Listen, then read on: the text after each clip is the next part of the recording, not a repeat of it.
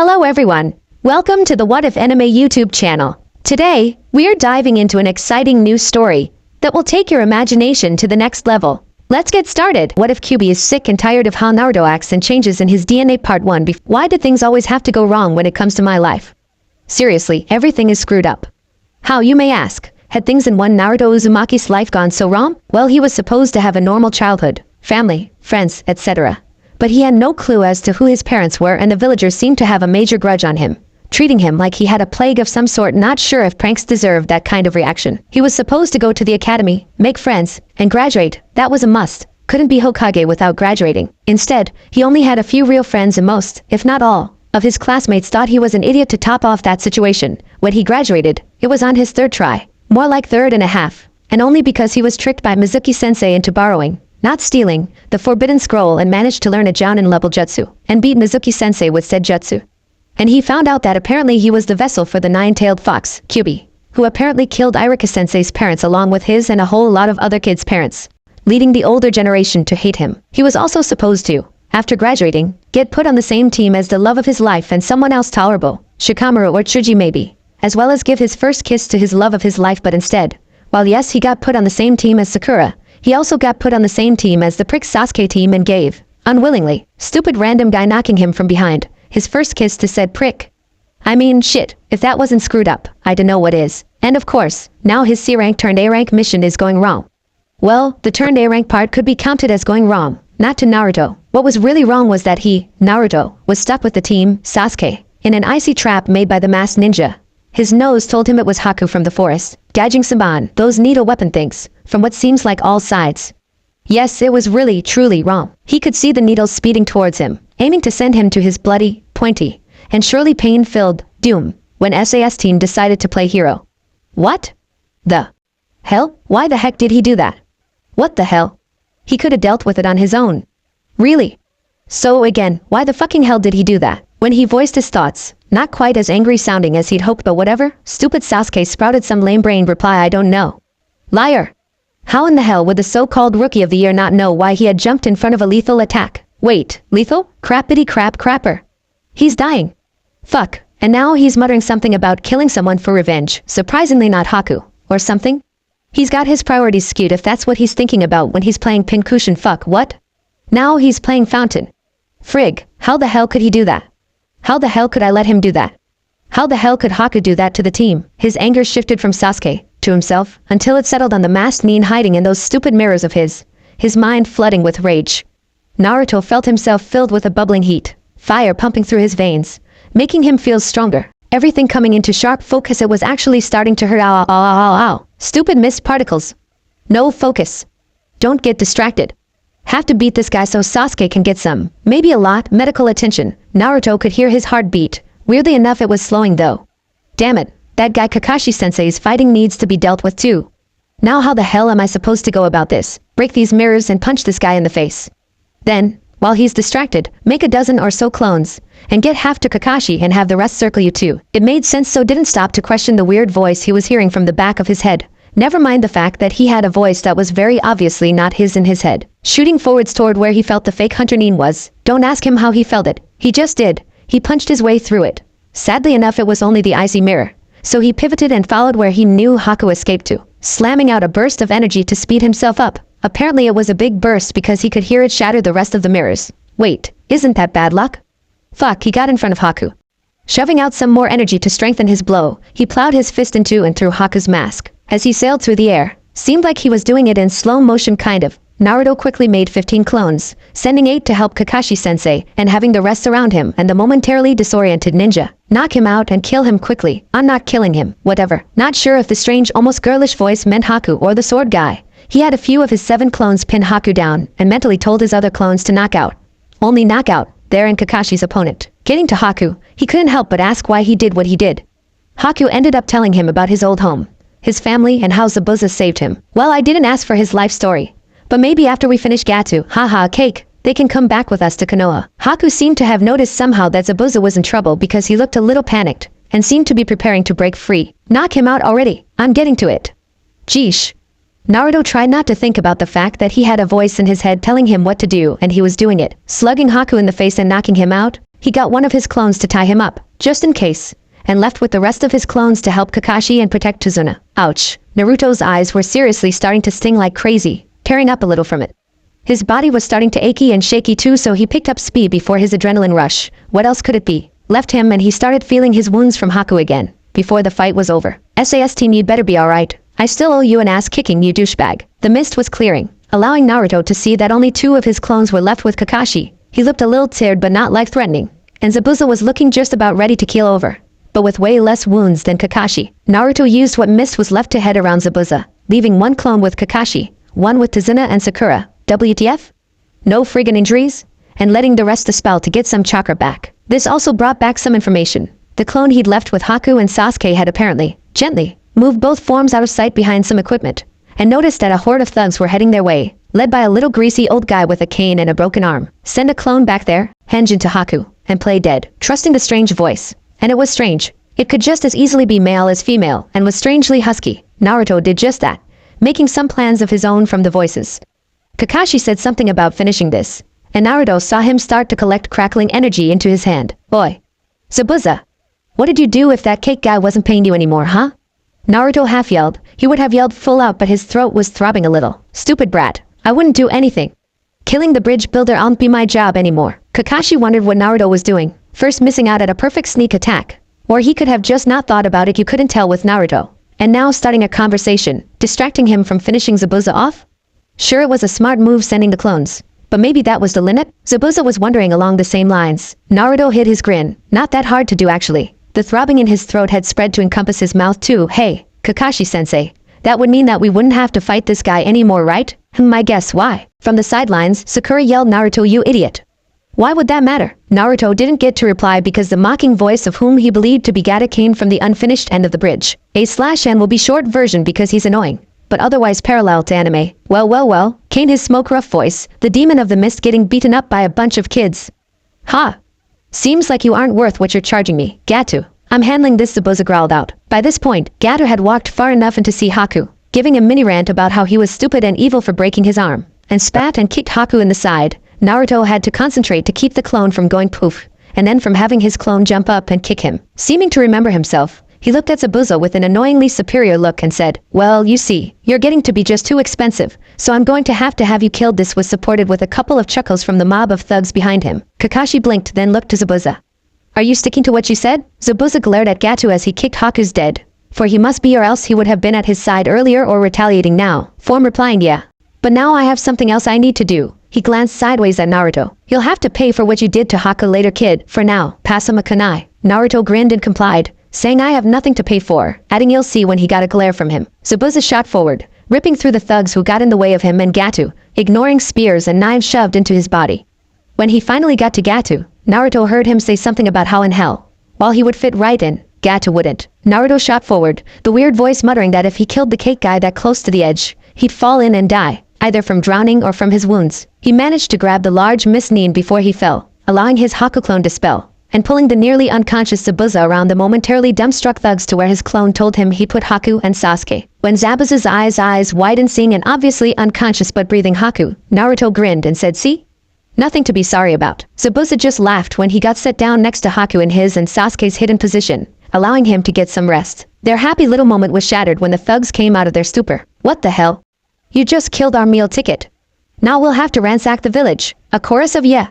S followed that statement, cut off when an arrow landed in front of them. We'll see about that, said the villagers. A/N same as an anime. Long riding short, they get driven off. Afterwards, brat, why the hell d'you make everyone think Haku was dead? Geez, you'd think he'd be happier about Haku being alive. Whatever. At least I know he cares if those tears earlier were anything to go by. It was to see if you were a good person, so anyway, since I've found that you're a caring jackass, how about coming to Konoha with us? Naruto was starting to wince. His eyes were hurting so badly. Zabuza just looked at him blankly. What? Well, I'm friends with old man Hokage and I'm sure he'd let you in. Even as a ninja, NGH, although he'll probably have to put you on probation for a lil wince for a lil while, since you're missing Nin and everything. But it'd still be better than being on the run, fuck, wouldn't it? Kakashi looked up from working on Sasuke, both at what Naruto was saying and from how he was saying it. What he saw shocked him. Naruto was rubbing furiously at his eyes, knees curled up in a semi-fetal position, body jerking and twisting at random moments in obvious pain. What's wrong, Naruto? Demanded Kakashi, eyes filled with worry. Haku just did some major work on me, that's all, he said with an almost half grin. I just don't get how he managed to get my eyes like this. That's some trick of his. Frig, gotta remember to ask how he did this. What, did he hit you in the eyes? Asked Zabuza, some concern showing through his tough exterior for the little brat offering him and Haku a home. Naruto couldn't help but notice the small leak of almost parental pride leaking into his voice. No, that's why I'm friggin' hell. Curious feels like a cross between having a major migraine and having some sort of mini blender going on inside of my eyes. Shit, this annoying. Can you make it stop already? By this time both Sasuke and Haku were returning to the land of the living. Haku looking to Zabuza to see if he was okay, and Sasuke, after prying at crying Sakura's arms from him, took in the situation. He first noticed the dobe, how could he not? When the dobe seemed to be having an internal battle. Yes, even he could make sort of jokes. He'd never seen Naruto cry, nor cry out in pain. Only in outrage / shock / annoyance / any reaction really, just not pain. Yet here he was, tears streaming, body curled up and shuddering from pain. What happened? Before he could ask what happened and who did it, Kakashi turned to the brown-haired kid now next to Zabuza and asked, what did you do? Sasuke turned his patented Uchiha glare to the boy. Whatever boy, who done that to the dobe? Part of him was thinking, how dare he do that to the dobe? While another thought, where the hell'd he get the power to do that? And yet another thought, what the hell'd he do to Naruto to keep him down after a fight? That's not how it works with Naruto. With him, you beat him down and he gets up right away. So what the hell'd he do to keep him down like this? And his last thought was, this boy is dead. The soon-to-be dead boy, apparently having been filled in on the situation while Sasuke was having his somewhat mixed thoughts, said, whatever happened to Naruto? I don't have the skills to be able to do this to an enemy. Well then what's wrong with Naruto then? Do you know how to stop whatever's happening to him? Asked Kakashi. Well, it could. Crack. They were interrupted when the sound came from Naruto. There was silence. Then a hesitant Sakura asked, Naruto? Naruto's eyes were tightly closed, tears still streaming, mouth open in what they assumed was a silent scream. All of Team 7 thought that was an improvement, that Naruto would be alright since he's moved on from pain. He couldn't hold into pain. He could, after all. Naruto didn't cry out from pain. He was also as stiff as a board, curled up still, at least until another crack broke its way through from his body. Both Kakashi and Zabuza recognized the sound now. Haku recognized it earlier. It was bones breaking. Naruto suddenly went lax, body limp on the unfinished bridge. Kakashi moved him onto his back, carefully removing his jacket, and, after slight hesitation, starting to lift up his shirt, revealing his stomach, seal and all. Thankfully, Kakashi thought, Sasuke and Sakura won't know what it is, and neither do the Miss Nina. Oh, the seal was glowing, red chakra flowing on and around it. Before he could even think about how to explain it to the rest of the Nin in the clearing, Naruto started screaming, sending a bolt of fear for the boy through everyone's chest. And you've probably already figured this out, but it's not Naruto's POV anymore, mainly because he's unconscious. The story be pretty boring if it was still his POV, wouldn't it? Naruto was being swamped with red chakra. It looked as if it was both pouring from him and trying to force its way into him. When he started jerking around, the two older ninja tried to get to him to hold him down, but the force from the red chakra pushed them back, giving them burns for their troubles. A series of sickening snapping sounds rang through the clearing, heard even over the whipping and crackling the red chakra, which seemed to now be burning. Naruto himself was making, seriously starting to get scared for his student's life. All of them by now. Kakashi gathered his chakra around himself, hoping to be able to keep the burning red chakra off of himself with his own. He again tried to push his way through the barrier the chakra had made of itself, only to be thrown back towards his students. Through the red haze the chakra was making, Naruto seemed to be jerking around, looking as if he was sweating blood. No, Kakashi thought, gut churning, he isn't sweating blood, it's just that his skin's being burned off. Naruto could be clearly heard, howling out in pain over any other sound, sounding inhuman from the pain, back arching harshly, limbs twisted at angles not meant to be, blood streaming everywhere. Kakashi wasn't sure if his hair had been burned off or if it was matted to his head with blood. Either way, he made a grisly sight. Kakashi felt as if he was in a daze from fright and horror at what was happening to his student, what he was powerless to stop. No, this is not happening. Sasuke POV. What? No, so much blood. What's wrong with the dope? Why is this happening to him? Sasuke was barely aware of anything that was happening outside of what was happening to Naruto. Barely aware that Sakura had thrown up in the bush beside him. Barely aware that Kakashi, Zabuza and Haku were fighting to get to the dobe. Barely even aware that his wounds were starting to bleed again, and he was shaking. There was just so much blood. There was a horrible ripping sound, and the red chakra seemed to swell, before it all condensed, pushing in around Naruto, thickening until you could only see the barest outlines of his body. There was one last pain-filled cry from Naruto before the red chakra swelled a little, then absorbed back into his body. There was utter silence in the clearing, no one moving as they stared at the unmoving bloody shape of Naruto. Kakashi moved forward, looking a little green as he looked down at his bloody student, tears wetting his mask. Sakura sucked in a shuddering breath, tears streaming down her face. Sasuke sitting next to her looking to the side, anywhere but at his downed rival. Haku's eyes were narrowed slightly, pain obvious in his eyes, Zabuza put his hand on his shoulder, nudging him to look. Kakashi knelt down to his student, feeling for a pulse on his neck. After a minute his grim face lightened. There was a pulse. Surprisingly strong pulse. But what mattered was that there was a pulse. "He's alive," he said with a relieved sigh. Sakura shot forward, bawling her eyes out, and grabbed Naruto to shake his form, only stopping when Sasuke got to them, then hugging him to her, giving a teary smile to Sasuke. She changed targets for her hugging, alternating between Kakashi and Sasuke, sticking with him when Kakashi picked up her teammate, blushing slightly when she realized that she had been hugging Naruto when he was naked. His clothes had burned off with everything else. At the house, after making Tazuna keep himself and his daughter and Inari stay back, not wanting to make them see Naruto in such a bloodied state, he moved Naruto to his room, asking for a lot of bandages and a tub of water with a washcloth. When he got what he asked for, he started washing the blood from him. He was really surprised to find that there wasn't anything to patch up underneath, the blood removed to reveal smooth tan flesh. When he finished with the worst of it, he couldn't do his hair. It had either grown back or hadn't been burned. But either way he had it, and it was matted with blood. He did a checkup on him to see if everything was working as it should. When he poked and prodded him, he felt that everything was where it should be. There didn't seem to be any muscle damage, though he felt like a soft rock, and, after remembering what a fuss Naruto had been making about his eyes, peeled them back to check them out. He almost recoiled from shock.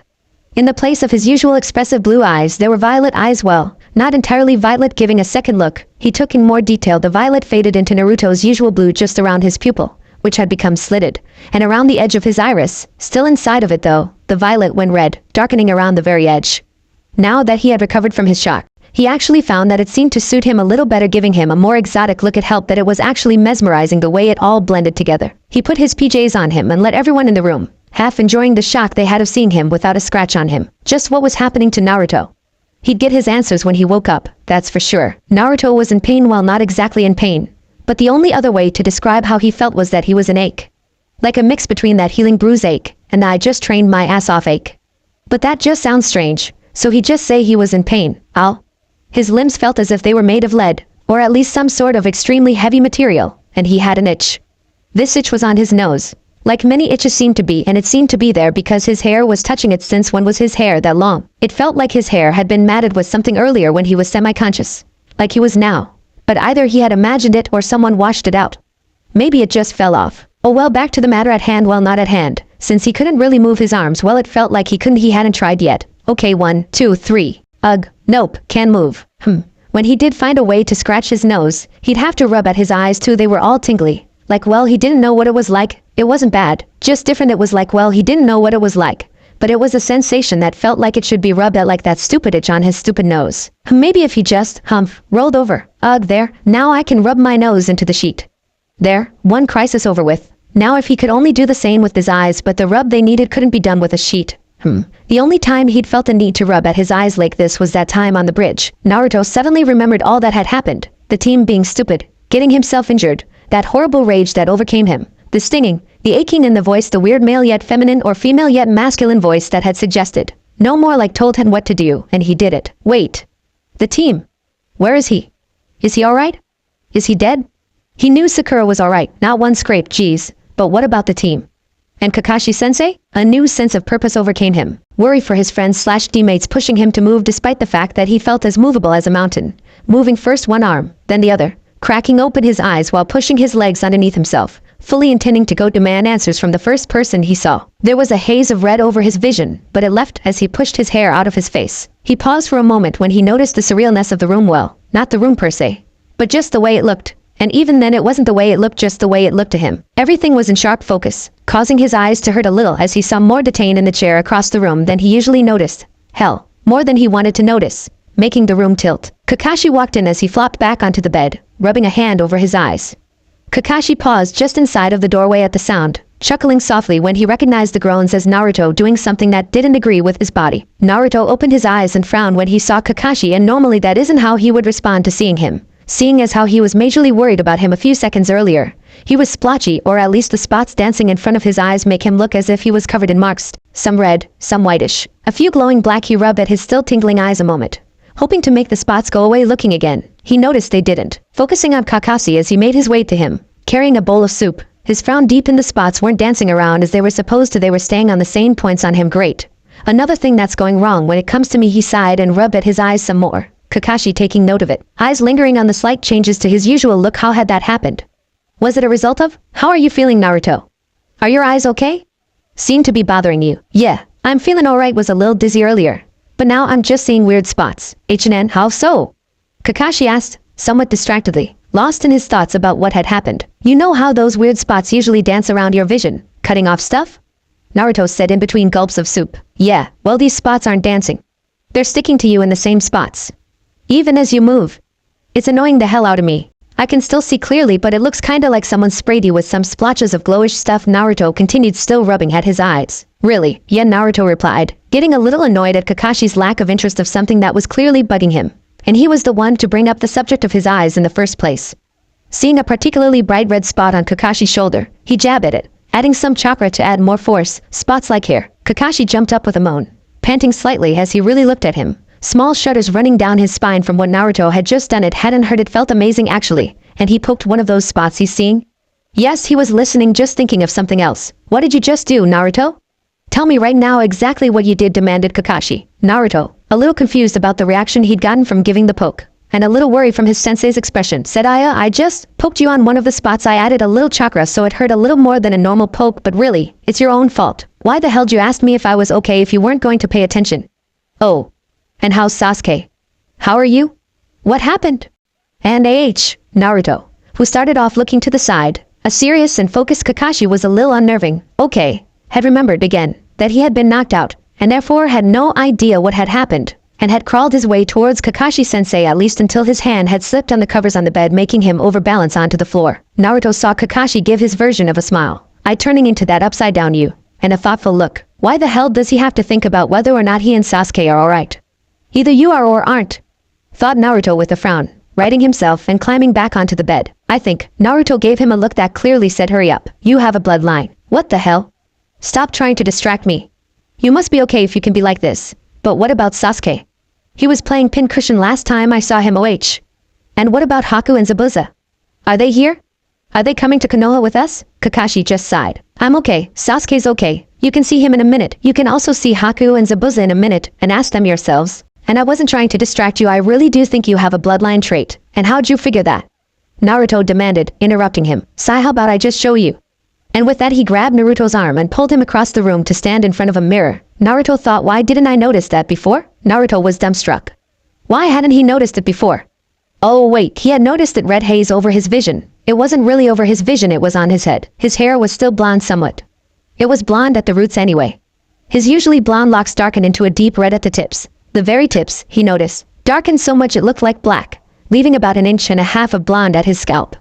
While he was noticing everything else about his hair, Gah, I'm going to start sounding like Sasuke soon. He confirmed something he noticed earlier. It had apparently grown about 1 inch or so, now touching down to his shoulders, and that meant that the majority of his hair was now red. What the hell? Now my hair looks sunburned. His bangs, now slightly in his eyes from their length, also brushed his cheeks. His whisker-like marks on his cheeks looked darker, even more like whiskers. Well, the small exclamation drew his attention to something else different, something that he definitely didn't have before whatever happened did. He had fangs. Not just pointier than normal canines, but fangs.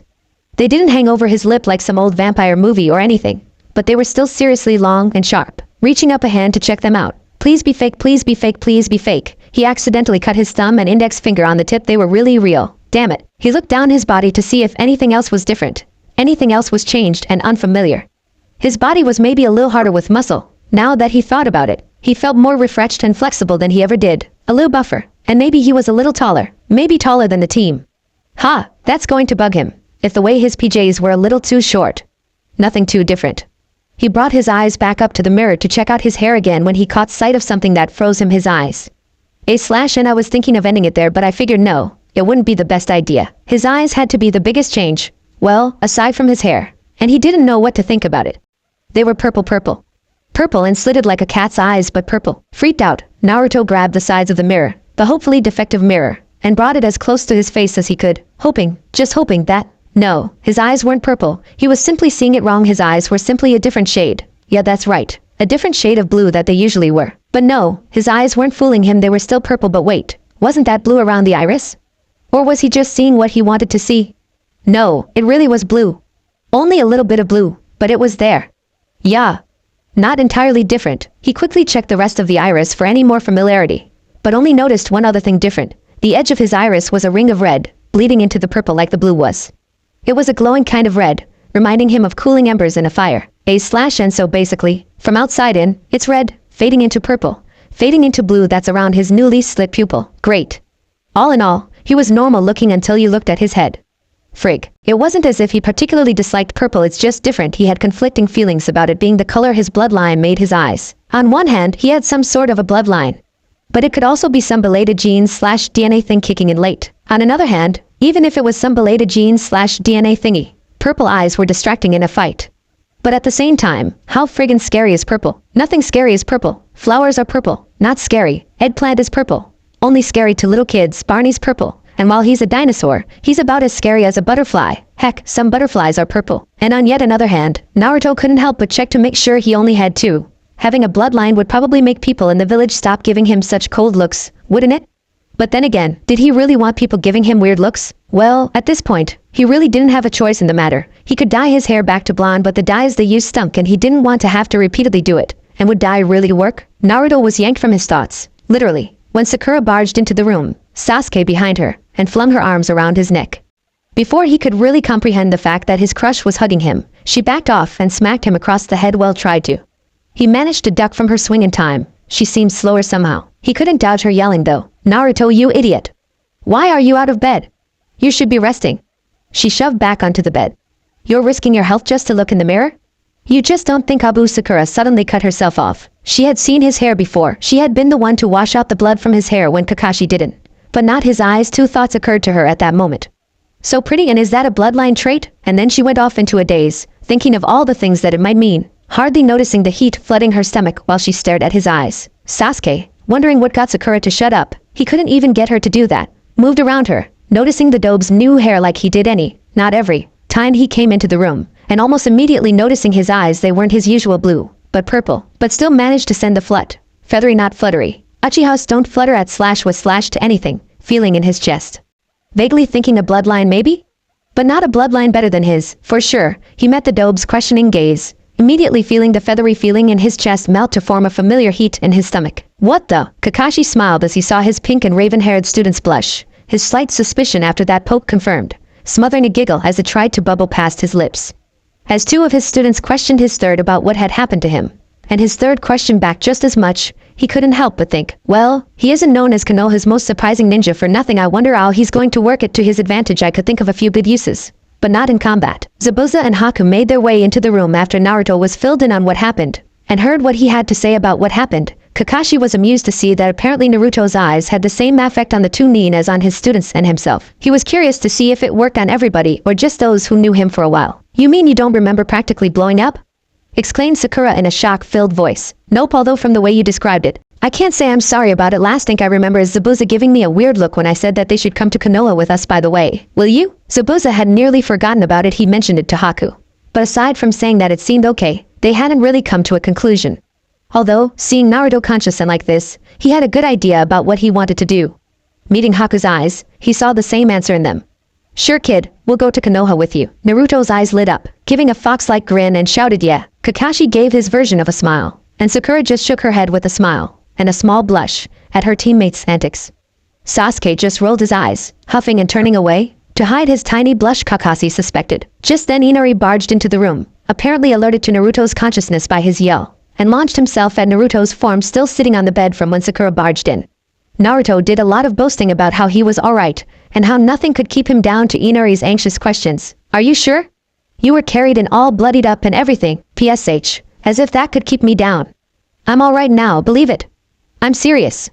I feel better than I ever have before. As everyone relaxed the subject of what to do about Naruto's bloodline, he tried to tell them his hopeful theory about it being belated gene/DNA stuff, and they ignored him, and how to figure out what it did. Naruto wanted to know if he'd ever get his eyes back more, but they ignored him. They were planning to have him try softly hitting the spots to see what each color did on one of them, and then on each of them if the first experiment proved that it wasn't too damaging. Naruto tried to protest about doing it, but they ignored him, and Naruto couldn't help but notice the weird twinkle in Kakashi-sensei's eye when they said that. They all, Naruto's opinion wasn't heard, agreed that after they figured out what it did, that he should start integrating it into his fighting style. Naruto noticed the twinkle again, and Kakashi chuckled. The nerve. Eventually it was decided that Kakashi would be the first guinea pig, seeing as how he'd already been hit with it. Naruto pointed out that it was just a poke. They all headed out that afternoon while Tazuna went to the bridge. Naruto sent clones, Kakashi choosing the clearing where he, for lack of a better word, changed. Sasuke and Sakura still say he pretty much exploded. Naruto gaped when they reached their destination.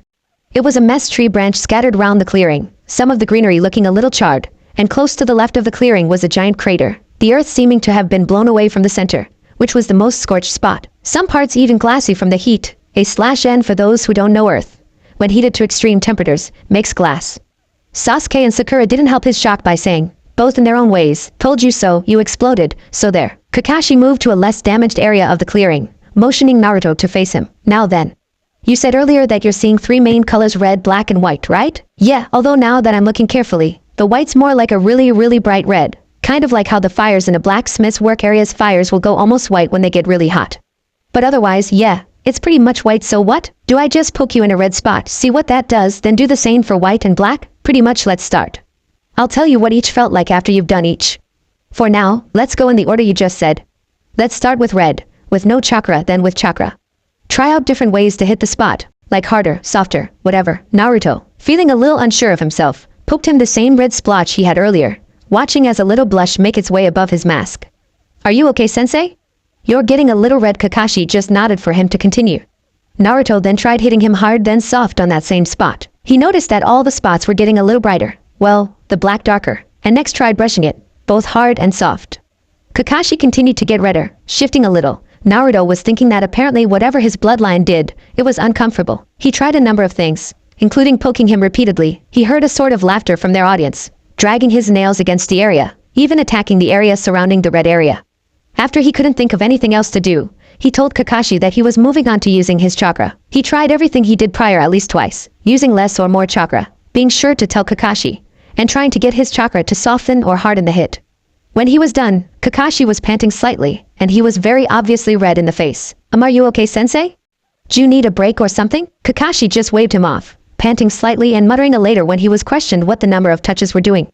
Zabuza suddenly gave off a bark of laughter, giving Kakashi a knowing look, which he returned. He also waved off explaining why he was laughing, except saying that he thought he knew what his bloodline allowed him to do. The entire process was repeated through the white spots, Naruto choosing a white area on the palm of Kakashi's hand. When asked how many of each there were, he replied with red is the most, and they're mainly small spots with some larger ones, then it's white, that seemed to be in only specific areas. Naruto blushingly admitted that they were mainly in the more private areas, with a few other areas that were scattered around. He continued, saying that there were less black spots than either red or white, and seemed to be in very specific areas. By the end of the white spots session, everyone was sitting down, Kakashi's legs having let out beneath himself at one point. Kakashi was panting heavier, and Zabuza kept chuckling anytime Kakashi gave a loud response. Naruto tried again to get Kakashi to take a break, but was waved off again.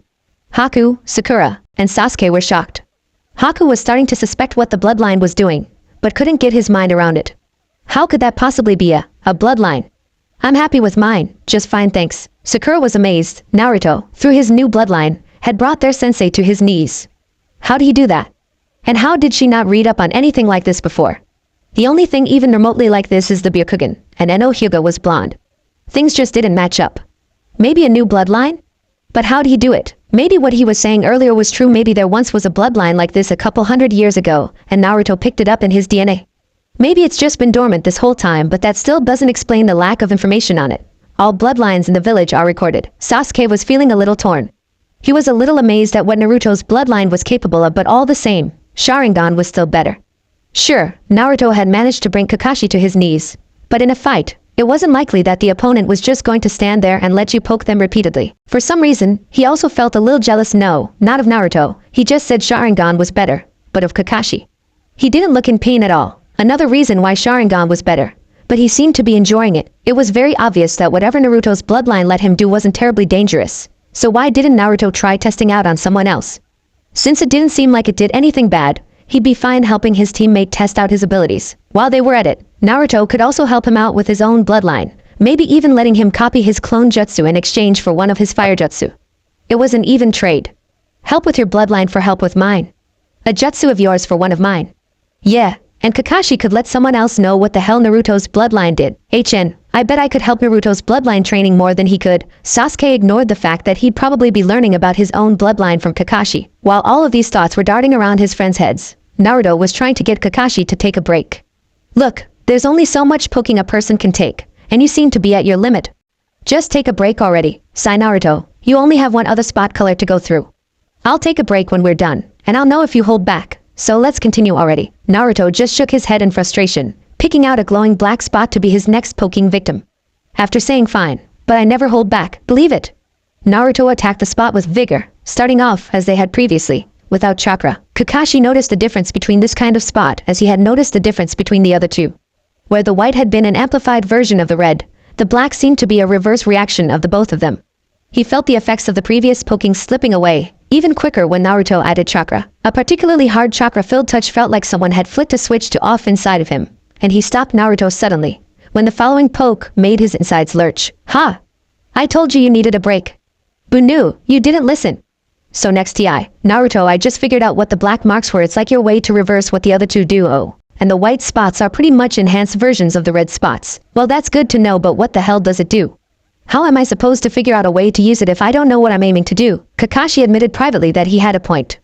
Oh well, it'd still be fun to see his reaction. Zabuza cut in before he could start to answer. Is it what I think it is? Yup. Ha! It's funny that an ability like that is given to him. Ignoring Naruto's indignant hey, Kakashi informed him, well, you'll soon find out that he's known to be the #1 surprising ninja at Konoha. Yeah, I can believe that, but heh, to have him of all people get that kind of ability makes you wonder a lil HH. Will someone fill us in please? Asked an annoyed and confused Sakura. Come on.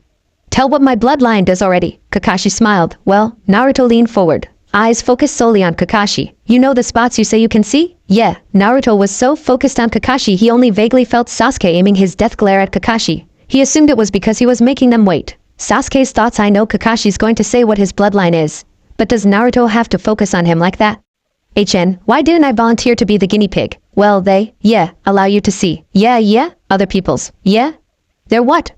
Other people's what? Kakashi paused for effect. Naruto, who had been hanging off his every word, waited, hardly daring to breath. Kakashi grinned, enough that you could see it through his mask, and finally said, you can see other people's erogenous zones. TBC. Waha. Hopefully that ending got a few smiles/weird looks, but there. After an entire, or at least 3/4, chapter talking about the bloodline, here it is at the end, and here's a preview of the next chapter. What? Naruto squeaked. His eyes had become increasingly large, blood leaving his face, leaving him pale against the reddened tips of his hair. Yup. They're erogenous zones. Congratulations. The red and white spots turn people on and the black spots do the opposite. It only took Naruto a second before everything sunk in. What? You mean that the big thing that my bloodline can do is turn people on? Yup. And I'm curious how you're going to use it in your fighting style. I admit I can't really think of a comeback use for this skill. You mean that you can't even think of a way this could be useful in a fight? Well, I guess you could use it to distract your opponents. Hokage knows that's a distraction in a fight. Enough. I don't want to hear that. Regardless of what you want to hear, I expect you to start training with it. I'd be happy to help. Oh. And I expect you to be thinking about other uses for it. Wouldn't want a talent like that be put to waste. And with an entirely too cheerful look on his face, he waved and walked off, Zabuza and Haku following. Zabuza laughing to himself and Haku giving him a slightly worried look. Sasuke and Sakura looked at Naruto. Seeing he flopped himself down, and was looking at his hands with a slightly horrified expression. Sakura reached out hesitantly, resting her hand on his shoulder and giving him a little shake. Naruto? Are you okay? Your bloodline's not that bad. Really, it isn't. Well, actually it is pretty bad in the sense that it's perverted, but she was cut off by Naruto mumbling something. He said it again, but louder when she said what? My hands, they. Dobe, what about your hands? Nothing wrong with them. Sasuke privately thought they're very nice hands. I'd touch them in a minute too. And if they touched me, but he was brought out of his thoughts when wide violet eyes looked up and met his own, flicking between his and Sakura's eyes. My hands, I just spit it out already. Dobe. Naruto finally let it loose. I just got Kakashi-sensei turn on. How the hell am I supposed to react to the fact that he let me? Neither of his teammates had an answer for him. This is unfair, thought Naruto as he finished getting his bags packed for the trip the next day. Tazuna had finished the bridge, and they were going to leave tomorrow morning. This, at once, was a blessing and a curse for Naruto. He still hadn't thought of a way for his unique bloodline to be used. After an entire week or so of fighting with Sakura, Kakashi, Zabuza, Haku, and the team he seemed to have fought with him, the most SAS team was probably trying to make it so he was immune to it or something. He had only found that it could be used for combat purposes in the most minimal ways. He could make a person's legs give out from under them. Fancy way of saying he could make them weak in the knees. Kakashi called it jelly legs or something like that. Make them disoriented after a few minutes of poking. And was now very good at being able to give massive nosebleeds, even bigger than the sexy jutsu. But this even worked on Sakura.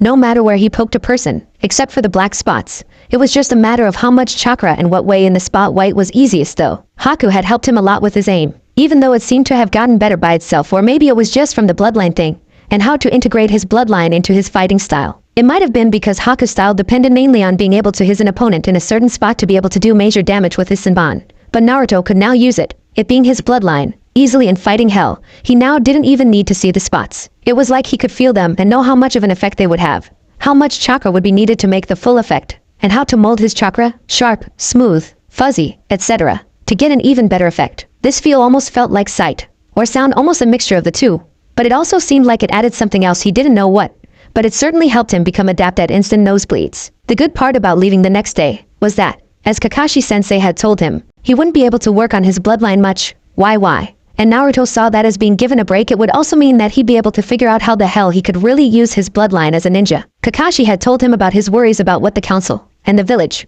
would think of his new bloodline. Kakashi had taken him aside the day he had told him what he had found his bloodline to be. After dinner, that is, Naruto had had a small freak out about his bloodline after he had been told what it did. Flashback. Naruto just stared at Kakashi for a moment. What? Naruto squeaked. His eyes had become increasingly large, blood leaving his face, leaving him pale against the reddened tips of his hair. Yup. They're erogenous zones. Congratulations. The red and white spots turn people on and the black spots do the opposite. It only took Naruto a second before everything sunk in. What? You mean that the big thing that my bloodline can do is turn people on? Yup. And I'm curious how you're going to use it in your fighting style. I admit I can't really think of a combat use for the skill. You mean that you can't even think of a way this could be useful in a fight? Well, I guess you could use it to distract your opponents. Hokage knows that's a distraction in a fight. Enough. I don't want to hear that. Regardless of what you want to hear, I expect you to start training with it. I'd be happy to help. And I expect you to be thinking about other uses for it. Wouldn't want a talent like that be put to waste. And with an entirely too cheerful look on his face, he waved and walked off, Zabuza and Haku following. Zabuza laughing to himself and Haku giving him a slightly worried look. Sasuke and Sakura looked at Naruto. Seeing he flopped himself down, and was looking at his hands with a slightly horrified expression. Sakura reached out hesitantly, resting her hand on his shoulder and giving him a little shake. Naruto? Are you okay? Your bloodline's not that bad. Really, it isn't. Well, actually it is pretty bad in the sense that it's perverted, but she was cut off by Naruto mumbling something. He said it again, but louder when she said, what? My hands, they. Dobe, what about your hands? Nothing wrong with them. Sasuke privately thought they're very nice hands. I'd touch them in a minute too. And if they touched me, but he was brought out of his thoughts when wide violet eyes looked up and met his own, flicking between his and Sakura's eyes. My hands, I just spit it out already, Dobe. Naruto finally let it loose. I just got Kakashi-sensei turned on. How the hell am I supposed to react to the fact that he let me? Neither of his teammates had an answer for him. Small time skip. After dinner, when Kakashi asked for a little talk with him, the first thing Naruto did was hide his hands behind his back and say, I'm not touching you, you pervert. To his annoyance, Kakashi just smiled and motioned him to follow, walking out the door and heading to the edge of the forest. Curious despite himself, Naruto followed, vowing to himself that he wouldn't go past the edge of the forest. But his vow wasn't needed, because Kakashi just turned to him when he got to where he was at, making no move to head deeper into the forest. Naruto, you need to find a use for your bloodline, a really good one at that. No, really, you don't think I know that? Naruto couldn't help but think, I'm serious, Naruto. I know you already know about the fox, so what do you think the council and the village will think of your bloodline? They'll probably think the fox was the cause of it and demand for your execution. Naruto was shocked into silence, his mind scrambling to find something to disprove what his teacher was saying. When he could find nothing, he couldn't help but ask, well, what makes you think it isn't the fox? I mean, it might be the fox, but aside from your looks and this new ability of yours, Kakashi grinned here. But even if it was the fox, there's no way for the fox to have made a bloodline out of nothing. If in fact it is the fox is doing, he couldn't have made it out of nothing. It would have to have taken something from your genes and tweaked it to make it what it is, maybe your stamina, a family trait, anything. But that's nothing to worry about right now. We have about a week and a half or so left until the bridge is done. You have that time to get used to your bloodline and for you to figure out something that your bloodline can do to be properly useful in a ninja village. If it's something good, and it benefits the village, the council won't be able to do anything to you. So find something, anything, more that your bloodline can do. Any way you look at it, it helps. And with that, he ruffled his hair and led him back to the house. And flashback. So here he was, getting ready for bed now and trying not to think about the bad parts about leaving the next morning. Trying not to think about the stares from the villagers when he walks through the village, or that he would probably end up being poked and prodded because he had a new bloodline, as Kakashi had warned him. Or that he only had what was left of today, and the 2 days of traveling to get to Konoha left to figure out how his bloodline could be useful to the village. other than in a whorehouse, that is. Quickly brushing his teeth and putting on his slightly too small PJs, including his nightcap, which was thankfully not too small, Naruto dodged around Sasuke as he headed to the bathroom himself and flopped into bed. Sasuke's been acting weirder than his usual emo self, wonder what that's about. And Sasuke had been acting weird aside from the increase in their sparring to help train with their bloodlines. He went out of his way to make him annoyed, more so than usual at least. And the team couldn't seem to look at him in the eyes without going red. This was found out along with the fact that he kept on staring at him. The bastard. Maybe he was sick? The thought that he couldn't look him in the eyes brought Naruto to two other thoughts. One, which Sakura couldn't seem to look him in the eye without going red either. And two, that his eyes had gone back to normal the day before. The second thought was a happier one than the first, so Naruto focused on it as he tried to get to sleep, knowing that he'd eventually start thinking about the first otherwise. Glancing in the mirror that was still in the room he and the team shared, he was cheered to see his bright blue eyes staring back. He had felt the tingly feeling in his eyes return right before he headed in for the night, and had glanced in the mirror like he was doing now. He hadn't, at first anyway, noticed anything different, but that didn't last long until a giant grin spread across his face. He even ignored the fangs peeking at him from his own mouth, hollering for his sensei and teammates. When they got to the door, he opened his eyes as wide as he could and pointed to them, trying to get them to make a connection as fast as possible. He quickly told them about how his eyes had tingled, adding that it was the same feeling as the time on the bridge, but stopping quicker. They hadn't been quite as excited as he was, but they were cheered at his enthusiasm, giving him smiles, a smirk in one case. Kakashi had made him try to get his eyes, should probably make a name for it, huh? To come back, Naruto could now turn his eyes on and off at will, never mind the fact that that was essentially what his eyes allowed him to do to other people. That train of thought was at its end and Naruto couldn't think of anything else to add to it, except for maybe that he was kind of starting to sort of get used to / accept the fact that his bloodline was a perverted one. And Naruto resigned himself to the fact that he'd end up thinking about Sakura's behavior towards him with a sigh. Sasuke happened to have walked in at that time and gave him an inquiring look, to which Naruto just shook his head and stretched out on the bed, raising his shirt slightly to scratch his stomach and rolling his eyes as the team looked away, red in the face again. What was his problem? Probably jealous because of my awesome physique. Sasuke's mind skin. I just want to lick that tattoo, insert blush, and Sasuke mentally hitting himself. And after a week of getting turned on by Naruto on purpose, you can't expect him not to be affected XD. Anyway, Sakura had been treating him weirdly too. She also avoided his eyes, and went red in the face for reasons he couldn't think of, and she kept touching him for no reason. Not that he was complaining, of course. She touched his arm when she already had his attention. Her foot and her leg always touched his leg at least twice under the table during dinner. He had at first thought it was Sasuke kicking him under the table. He had mentioned that the team went out of his way to annoy him now, but when he had sent chakra to his foot and hit where he felt there was a white spot, it was Sakura who had blushed, not Sasuke. So he didn't bother her about it anymore, letting her do whatever she wanted to do with her feet and legs under the table, so long as she didn't hit any place delicate under there. What he didn't know was that after that time, Sasuke had brushed against him, and when he didn't get kicked for it, he had joined Sakura in her brushing against Naruto. So all in all, Naruto was being treated differently by both his teammates. At least he didn't have to worry about that with Kakashi-sensei. He had made it his mission to make perverted comments about his bloodline and just teasing him overall, and he could deal with that. He could deal with teasing. It was out in the open, and he knew from it what was on his teacher's perverted mind. He couldn't deal with his friends treating him oddly and being silent about it. Sure, they still talked to him and everything, but it was the subtle touches, the fact that they wouldn't meet his eye, that was what bugged him. Glancing at the clock, Naruto was startled to find that it was well into the night, a little after midnight. Listening intently, he noticed that his already sharp hearing was even better. He could hear the steady breathing of Sasuke and Sakura in the next room over. He could also hear the soft snores of Kakashi and Zabuza, as well as the soft breathing of Inari's mom and Haku's half-asleep breath. He knew Haku could be awake in a second if anything was wrong, next to Zabuza. He searched for Inari's breathing, finding it a moment later, but not the way he thought he would. Inari was awake, and tiptoeing his way towards Sasuke and his room. I wonder what he wants. When he heard Inari get to his door, he closed his eyes and pretended to sleep, evening out his breath and relaxing his body. If he wants me awake, he'll knock. If he's trying to be sneaky, he'll slip inside and do whatever it is he wants to do. He heard his door open, and Inari crept into the room, holding his breath. Inari slowly made his way towards his bed, where he looked, to Inari at least, to be sleeping. When he got in front of him, Naruto focused on making his breath as even as he could, shift a little as if in sleep, lazily rub his stomach. Inari didn't do anything for a minute, just standing in front of him. Naruto wondered what he was doing here. He almost jumped when he felt a hand on his cheek, moving to trace where he knew his whisker marks were. What the hell is with all the touching? Naruto wasn't quite used to touch. He had been pretty much on his own when he was little, and Naruto's experience with touch went from accidental to someone ruffling his hair, to the required contact to fight, punches, kicks, etc. So the sudden amount of people touching him just because was making him a little uncomfortable, more like freaked out. Inari's hand had moved from his cheek to tracing his features, and was making its way to his hair. Naruto could feel heat trying to creep up his cheeks. Why? He never know, and fought it down. Inari was running his fingers through his hair now, shifting closer to the bed now, and Naruto, slightly freaked out, shifted so he was more on his stomach. Inari paused, his hand still buried in his blonde to red locks, and when Naruto didn't make any more movements, continued with his petting. There was no other way for Naruto to describe it, moving so both of his hands were buried in his hair, stroking through his locks. Naruto was starting to feel really freaked out at this. What the hell is he doing? Why the hell is he doing this?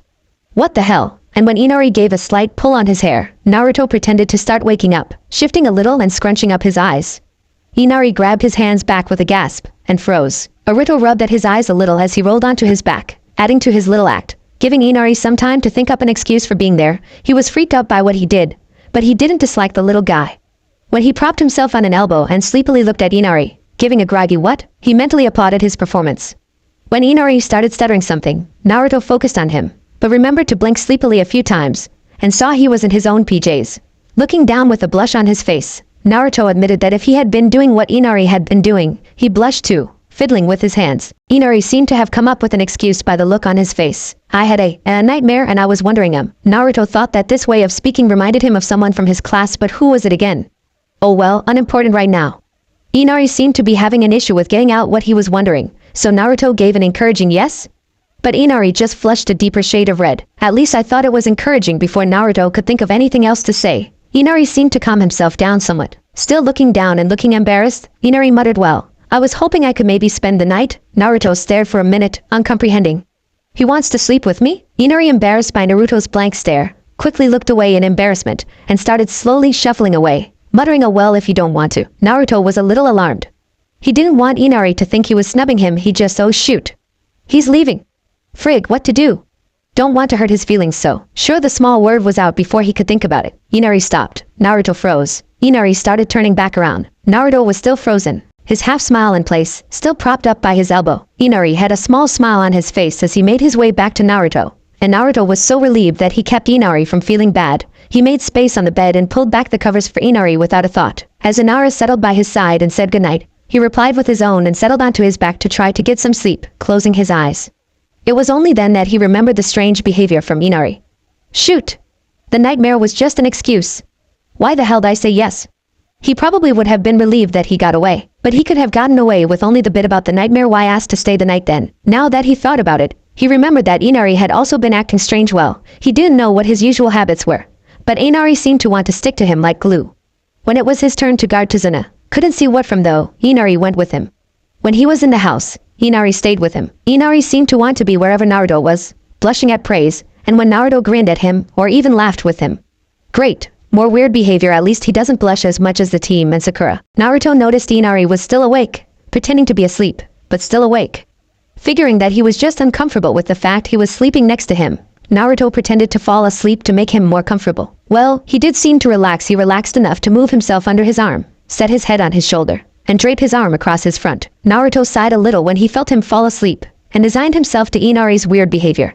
Peeking at Inari, he noticed he even had a blush on his face in his sleep, snuggling himself more into Naruto's chest. Naruto gave a slightly bigger sigh, and prepared to go to sleep, drifting off into his subconscious, dreaming of when he wasn't surrounded by people acting weird, when he was just Naruto Uzumaki, when he didn't have a bloodline and when he was normal. As he slipped into his dreams, he didn't notice the glittering red Sharingan eyes swirling at him and Inari, nor the patented Uchiha death glare aimed at Inari. He didn't even hear his room and teammate mutter, stupid kid, stupid dough. Team, okay, so maybe he did hear the last part. Or it could just be he has an instinct to respond to that insult. Ugh, it's time to get up, frig. I only have until we get to Konoha to figure out a useful use for my bloodline and figure out a name, whatever. Figure out a name later, when I know I'll be alive to tell it. So, what's important in the village? Strength, speed, no, wait. Those are important mainly in a ninja, but strength is important in the village. But there's a lot of different of strengths in a village. Maybe I should get up now. Probably help me think with a full stomach, but I'm so comfortable even if my blanket's a little heavy and keeps moving around so comfy. I'm so tired. Wonder why. Wait, moving? Naruto immediately went rigid. Now that he was paying attention, his blanket definitely had a distinctly human feel and shape to it, a small one at that. Inari. Oh yeah. He came into the room, acted weird, made up an excuse for his weird actions and acted weirder by asking to stay the night with him, and I said yes? Fuck. What to do now? He tried moving Inari to the side to get up, and he did, just to find that Inari had a death grip on his shirt. He tried prying his fingers from his shirt, but Inari just scrunched up his face and shifted his grip to clutching arms around his stomach. Frig, well this sucks. Maybe I should just wake him up. Naruto checked the time 5:30 a.m., about a half hour until everybody would wake up or be woken up. At 6, Inari's mom usually got up, had breakfast, and then hit the road as if Inari'd get up at this time of morning for any reason, short of a hurricane. So that just left his teammates, both old and new. No way was he asking Kakashi or Zabuza. Kakashi would tease him about it relentlessly and Zabuza seemed to be his partner in crime. In that aspect, Sakura would kill him if he got her up early. The only options were Sasateam and Haku. The team got up about 15 minutes or so before he was supposed to. Crazy bastard, maybe it's lack of sleep that makes him such a bastard. Nah, he doesn't need a reason to be an ass. It's in his frigid emo programming. And Haku and Zabuza kept switching night watch. Maybe it's a force of habit? They were on the run for who knows how many years. Wait, they're still on the run now, aren't they? At least till we get to Konoha. So Haku's probably up right now.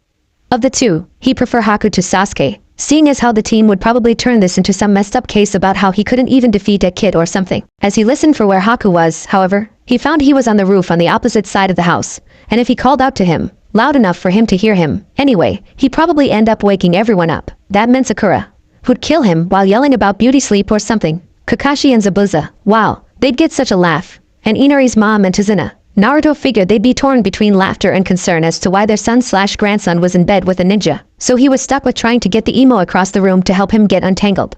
Checking the clock again, he noticed he'd wasted around 10 minutes over his thoughts, so the team would be up and prowling around in about 5 minutes. Great. An hour and a half later, Naruto walked at the back of the group, rubbing at the quickly fading bruises over his right eye, his left cheek, and right along his jaw, courtesy of Sakura-chan. Wondering what the hell he'd done to deserve an hour of death glares, both Sasuke and Sakura. Ouch and ouch again, as well as the severe pounding. Pounding was the best word for both the beating and the injuries. He had had a couple other bruises on his body that he felt had healed. Thank you natural super healing plus new bloodline healing abilities. But the two on his face were still throbbing slightly, although the swelling had gone down within the first few minutes. The one on his cheek felt like it was healing a little quicker than his eye, so he'd still have the shiner when they passed through the small village on the way back to Konoha. Frig, he was going to look so weak. Not weak, sexy. What? Naruto accidentally said aloud, earning a few weird looks from his companions ahead of him. A black eye is sexy, no matter to what gender.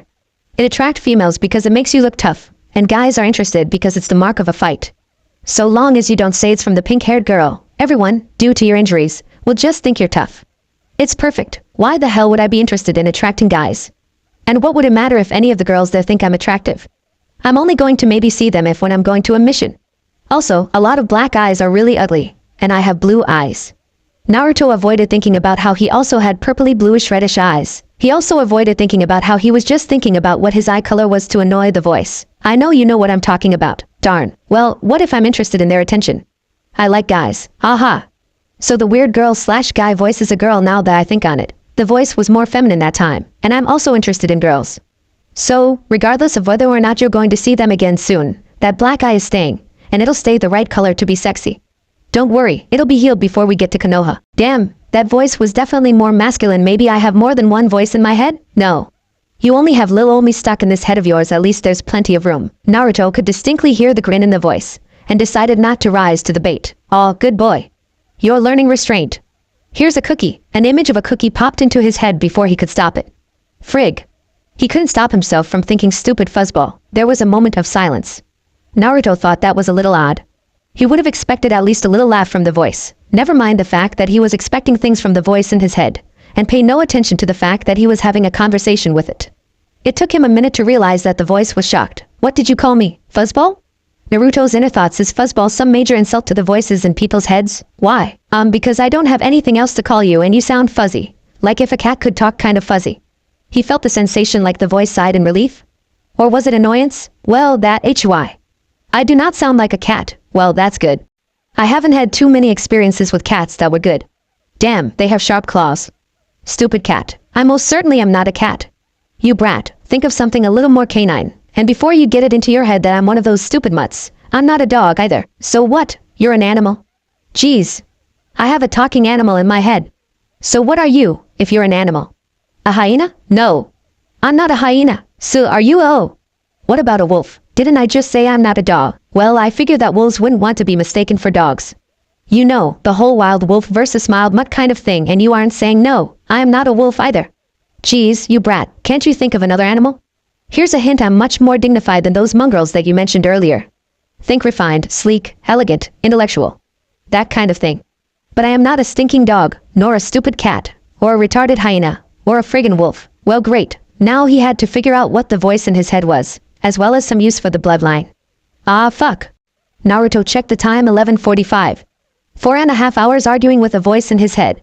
What the hell were they talking about before they got into the hole? What am I? I'm nothing. Naruto scrunched up his face and was rewarded by a slight throbbing around his right eye, reminding him of his morning adventure, deciding not to think about what the voice in his head was, aside from pretty good proof that he was insane. But wait, don't insane people not know they're insane?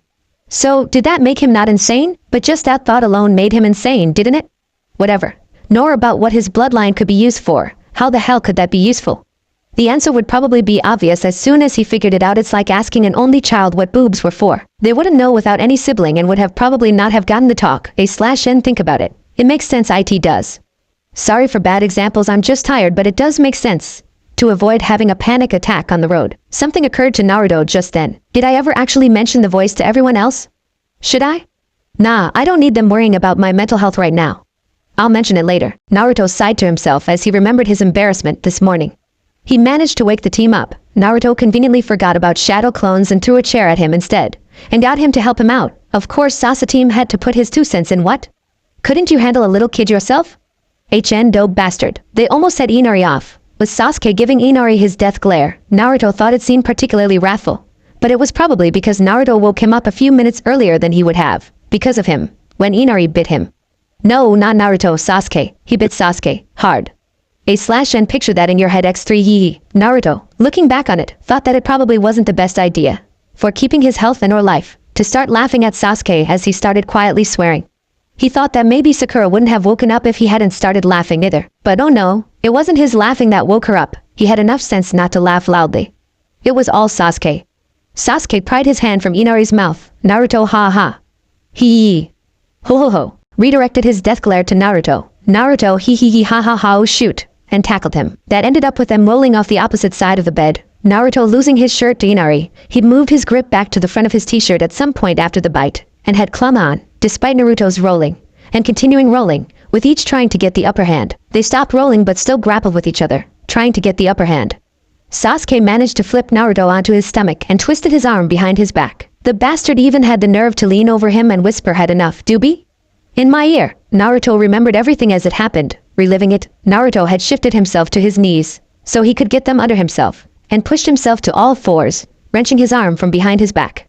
Sasuke had to put his hand down to keep balance, and it landed on Naruto's newly freed hand. Naruto pushed himself forward and jerked himself backwards to try to throw him off his back, or at least overbalance him in some way. He hit his stomach, apparently harder than he thought. He pushed back because Sasuke grunted and curled forward slightly. And I'm saying this now. Naruto didn't hit Sasuke's stomach. Naruto shoved sideways, toppling Sasuke to his side, quickly straddling his thighs and grabbing his hands. Naruto would have punched him, but he still had some wounds on his chest and arms, and he didn't want Sakura hitting him for bruising his pretty boy face also. He wasn't that mean. Naruto winced as he remembered how he heard the door slam open, just as Sasuke pushed his knees up. He shivered when he remembered the sight of pink hair and wide awkward green eyes out of the corner of his eye as he toppled forward, hands trying to move forward to steady himself. Stupid Sasuke had his hands from when Naruto had his hands, and Naruto went red when he remembered how his body had toppled onto Sasuke's. Naruto denies any accusation to having squeaked as he fell. He did not squeak. He didn't. Nope, no squeaking at all. Stomach to stomach, chest to chest, forehead to forehead, and mouth to mouth. Naruto could imagine how it would look to the momentarily speechless Sakura standing in the doorway, having gotten woken up by the sounds of fighting in their room, only to open the door to see one of her teammates pinned by the other, and one falling towards the other, ending in a lip lock.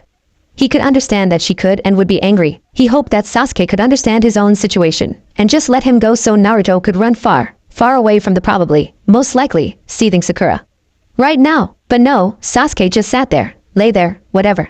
Maybe in shock, his eyes were a little wider than usual, maybe waiting for his revenge. He knew Naruto wouldn't hit Sakura back, and maybe that bite got infected somehow and made him brain dead in some way. Whatever. Either way, he just sat there, not letting go of a struggling Naruto's hands as he frantically tried to pry himself from him, And he had landed in such a way that he couldn't push himself up without his hands, ignoring the fact that Naruto's eyes were darting fearfully back and forth from Sasuke to Sakura, begging Sasuke with his eyes to let him go. Naruto pushed down with his hips, earning a grunt from Sasuke, and pushed his chest up, hoping his head and mouth would follow. Please. Well, it did follow, but so did Sasuke, holding both of their hands down to push himself up, and for some reason, keeping their lips locked. Did he really go brain dead? Sasuke was looking at him calmly. Bastard. Asshole.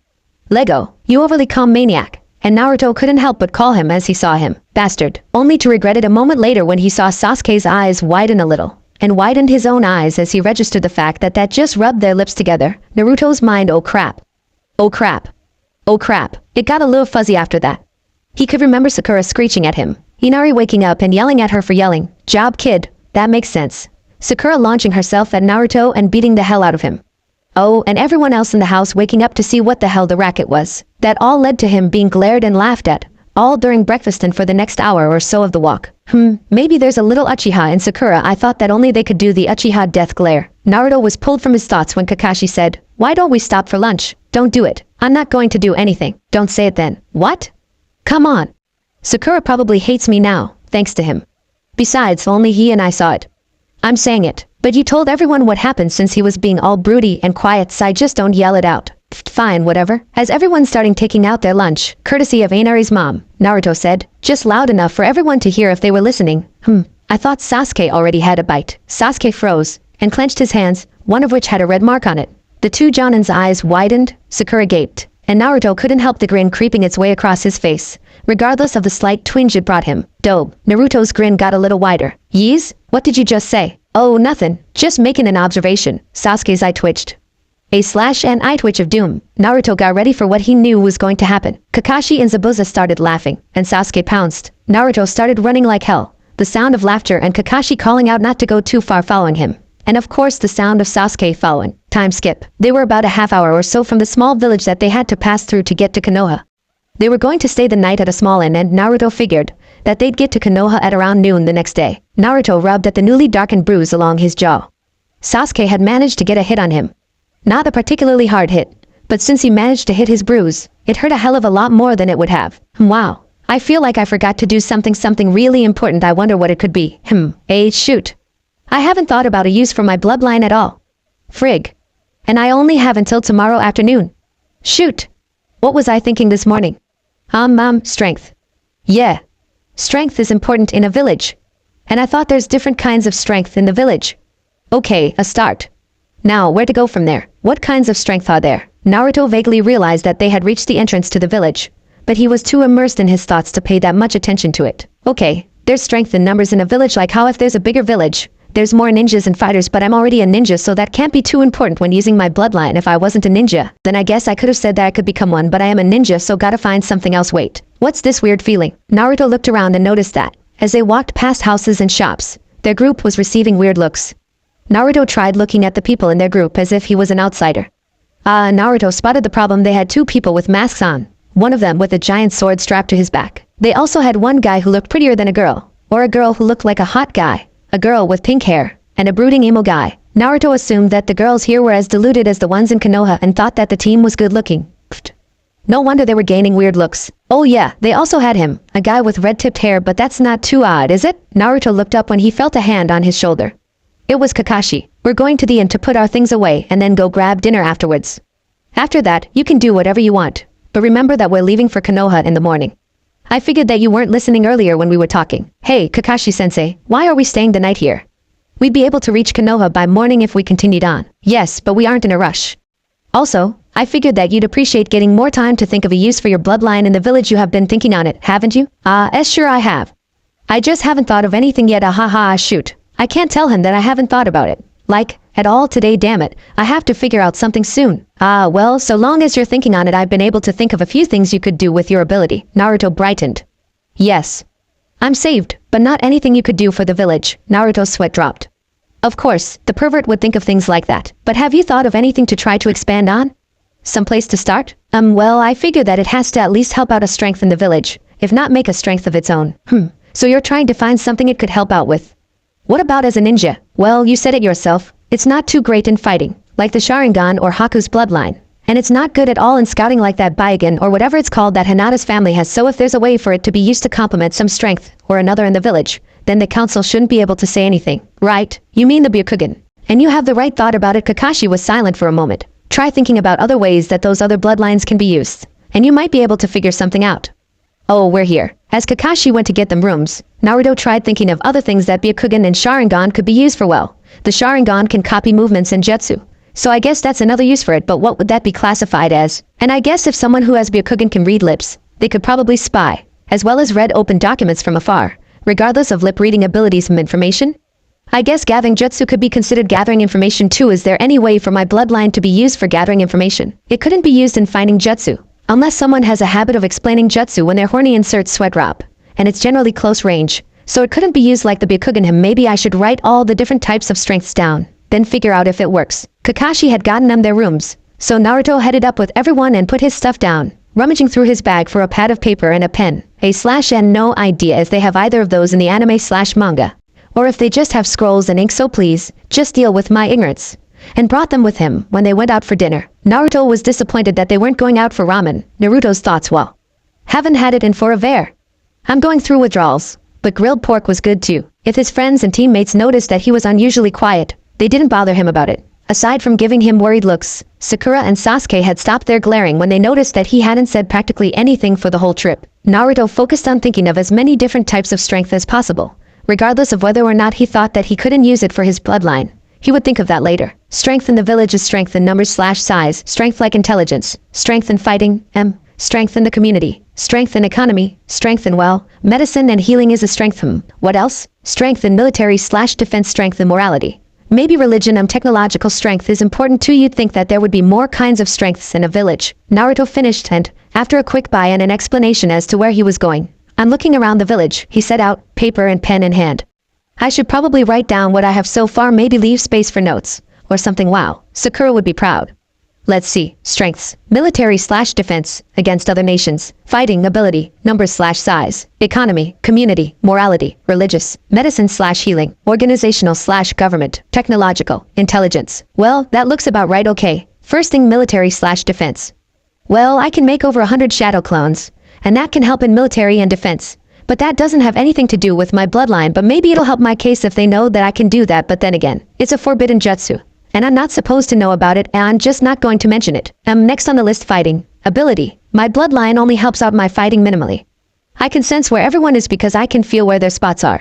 And I guess I could bring an opponent down with a mega nosebleed, but that's not a good argument. Not to mention the fact that the council's made up of old farts, and they probably wouldn't think of it as useful. Next is numbers/size.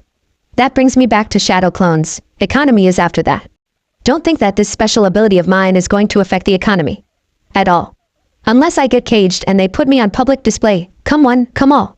Come see the boy with the useless bloodline ability. But let's stay on happy thoughts. Community strength. That's keeping the village united, and most of the village is united in hating me. I doubt that me getting a bloodline will change their minds, especially when they hear what it is. It's also not going to unite the village more, that's for sure. Morality, well, again, most of the villagers hate me, most of them for something that's obviously out of my control. Again, I doubt me having a bloodline will change that or raise their morality. Religion. There are 3 ways this situation will go. 1, they will ignore me. 2, my bloodline will start a new religion, with waves upon waves of worshippers coming to see me about pregnancy and whatever, as if that'll ever happen. And 3, preachers and priests will rally their followers against me, for I am so unholy and evil and blah, blah, blah. I'm hoping for option 1. Next up, medicine/healing. I don't know if there's any way my bloodline could be used for medical reasons. Maybe to get someone's heart pumping? Maybe if someone has a sexual dysfunction. Naruto shuddered at the thought of having to fix that. Oh well, I'll ask Kakashi-sensei about it later. Better find something else, even if getting horny could cure a disease or something. And he couldn't help with organization/government at all. The council is part of the government, and unless he could find a use for his bloodline in the village, they'd have him killed. Now that Naruto thought about it, even if he did find something, they'd still try to find a way to get him killed if he was in the government. Even without that thought, the only way for him to be a help with the government was if they decided to sell him, or something, for an alliance. And while yes, I'm above average when it comes to organizing things, well, except remembering to do laundry at home, doubt they trust me with their laundry in any case. And laundry is not important now. Well, except that I have to get more clothes. I doubt that they trust me to organize anything useful. And there's no way for my bloodline to be used in either government or organization. Okay, And technological strength is up next. Well, I don't think that my bloodline has made me any more technologically savvy. Gotta check that out later, maybe buy a new computer and try setting it up. If I can, then yes, I am more technologically advanced. If I can't or can only do it partway without help, then no, I'm normal. And last on my list, intelligence. But wait, aren't there also a lot of different types of intelligence? Like book smart like Sakura, or being able to memorize easily, stupid team and his photographic memory. Heck, there's even smarts for the arts, or being smart enough for leadership, large or small. And then there's trade smarts for jobs and money management. Maybe this strength needs a list of its own. Naruto, turn the page. Intelligence, book, math, science, lit, etc. Memorization, leader, trade, profession by cell, art. Naruto thought a moment. There are more ninja smarts, aren't there? Spying, gathering information from enemy, hostage torture, interrogation. Naruto looked over what he had so far, checking the notes he added, and making sure he hadn't missed anything. A/NX equals not happening. O equals can use slash, he circled it for yes. Equals look more into it slash need more information. Strengths, military slash defense, ninja, X. Can't use shadow clones, isn't bloodline. Fighting ability X, council won't find it useful enough. Distraction, disoriented, nose bleeds, feel where opponent is from spots. Number slash size, X, can't use clones, isn't bloodline. Economy, X, unless caged and put on display, no. Community, X, villagers dislike me, no use even with bloodline. Morality, X, villagers dislike me, no use even with bloodline. Religious, X, 1, leave me alone. 2, worship me, as if. 3, condemn slash kill me. Medicine slash healing? See Kakashi about possibility of ability being used medically. Organizational slash government. XXXXX. Council will say no and no use in organization or government anyway. Technological. X. Don't think so, but buy a new computer and see. Intelligence? See next page. Next page. Intelligence. Book, math, science, lit, etc. Memorization. Leader. Trade, profession by cell. Art. Spying. Information from enemy. Hostage torture, interrogation. Naruto looked up from his list when he felt a twinge like someone was watching him. Looking around, he saw that he was earning quite a few strange looks. Is it that odd to see someone writing in a notebook? Naruto looked down at himself, noticing his 2 short orange pants. He'd rolled them up to be shorts, though. And his too tight black t-shirt. His orange jacket was too small in the shoulders from his growth and ripped down the back when he tried to put it on. He didn't see anything odd. Is it his t-shirt? It's a little small. But he'd seen some people wear shirts like this. Maybe something on my face? Feeling around his mouth, and checking in the reflection in a window, Naruto couldn't see or feel anything on his face. And, after running his thumb over his teeth, he didn't have anything stuck in his teeth either. Not that he'd been talking, or that even if he had been, they wouldn't have been able to see it at this distance. When he pushed back a lock of hair that had flopped onto his face, I need to get a haircut too. He heard a group of girls sigh, and echoes of it from other people on the street, guys and girls alike. Was it his hair then? True, it's unusual. But he'd seen wackier hair than his. And he thought that, after a week of having to see it and get used to it, it looked pretty cool. I mean, who else has red-tipped hair? It's what's the word Sakura used? Neurotic and exotic, that's it. Exotic. Maybe I should ask someone. Walking towards the original group that had sighed, he saw that there were 5 girls. 3 of them looked about his age, 1 seemed younger, and the last one had to be at least 2 years older. They started whispering furiously when they saw him walking over. Naruto's ears could pick up a lot of "oh my god. Then he's coming over." Did he look scary? But quieted down as soon as he was in normal hearing range, save for a few giggles. Why were they giggling? What was so funny? Hi. I was just wondering. He was interrupted by them bursting out in giggles. One of the girls, who looked his age, spoke up. If we wanted to get a few drinks? Sure. Actually, I was just wondering why everyone's staring. Is there something wrong with my face or something? The one who spoke up flushed red. What did I do to make her angry? And the rest giggled. Do I look funny? Or has someone made a joke about me? The oldest one stopped first and cleared her throat. Ahem, sorry for staring, but there aren't many people who look like you around here. Do I look strange or something? Naruto tilted his head and looked her in the eye in confusion. She flushed and looked away. Shoot, was that rude? How'd I make her angry too? The youngest one piped up this time. Nope, not strange, you're really see you. One of the other girls, who looked to be his age, clamped a hand over her mouth. She meant to say you look really different. The girl, who hadn't spoken up till now, said yup, you look different alright. Different? Is that bad? What do you mean different? You mean my hair? Naruto asked, fingering a strand. I thought it looked alright. That's not it. Your hair's gorgeous. It was the girl who'd spoken up earlier. She seemed to have gotten over her anger. But she still looked a little red, so Naruto wanted to be careful. As if to prove her point, she reached up, she was a hand's length shorter, and buried her hands in his hair. Naruto's eyes widened and he jerked a little. The only thing preventing him from jerking back entirely was the fact that her cheeks were still a little red, and he didn't want her angry again. If she was anything like Sakura, he didn't want to find out. Her eyes widened too, and she gave a sharp gasp, right before slumping down onto Naruto. Naruto's mind too much contact. What happened to her? What did I do? What's with these girls? Naruto grabbed her under her arms to keep her upright as her friends rushed forward. The girl who had clamped her hand over the younger girl's mouth, and the younger girl tried taking over and holding their slumped friend. But her shirt was too slippery, and her hands wouldn't leave Naruto's hair. The oldest girl snapped her eyes to Naruto and demanded, "What did you do to her?" "I didn't do anything. She just grabbed my hair and slumped over." "What's wrong with her?" The two girls were still struggling with trying to hold the girl, so Naruto scooped her up bridal style. "Hey, can you get her hands out of my hair?"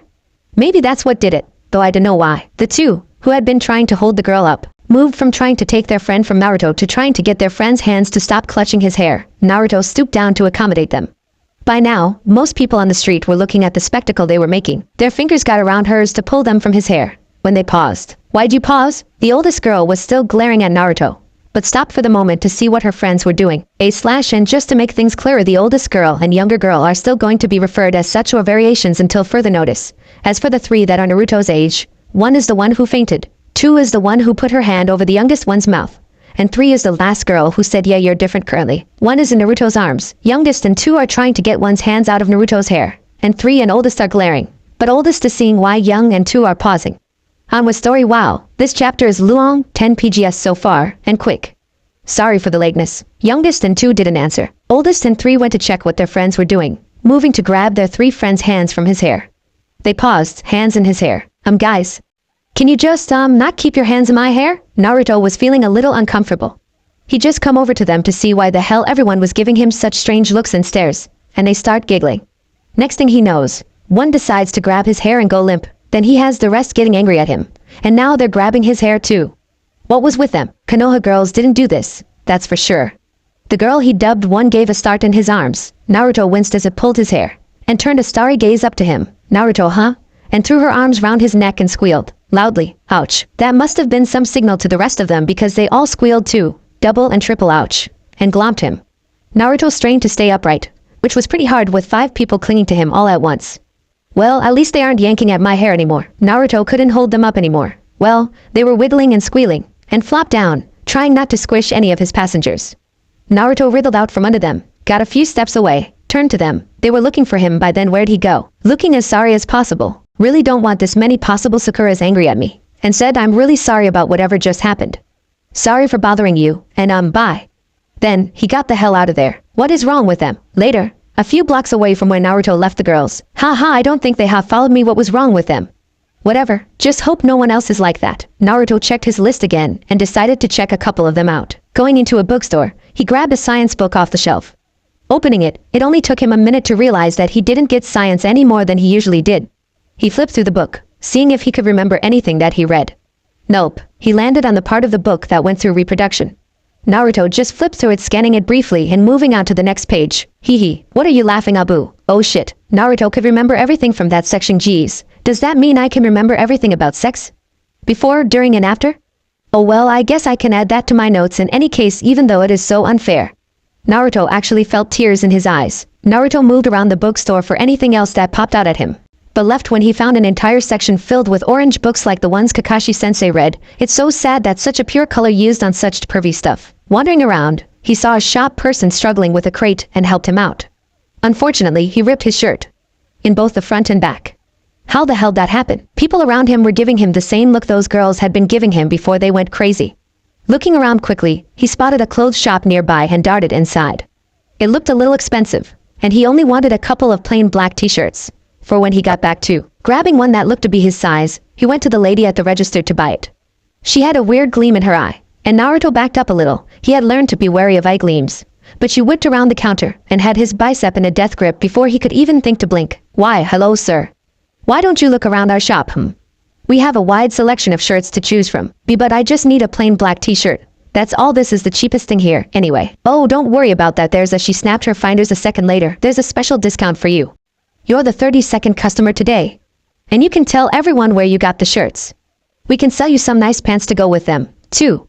I see that you're a ninja for the leaf. We have just the thing for you. And before Naruto could make any objections, she herded him around the room, holding things up to him. And eventually, he had a giant pile of clothes in his arms. She then guided him to the register and started checking the clothes out. Hey, I can't afford all of these. Don't worry, sir. It's an 80% discount for you. The only catch is that you have to tell everyone where you got all of these clothes.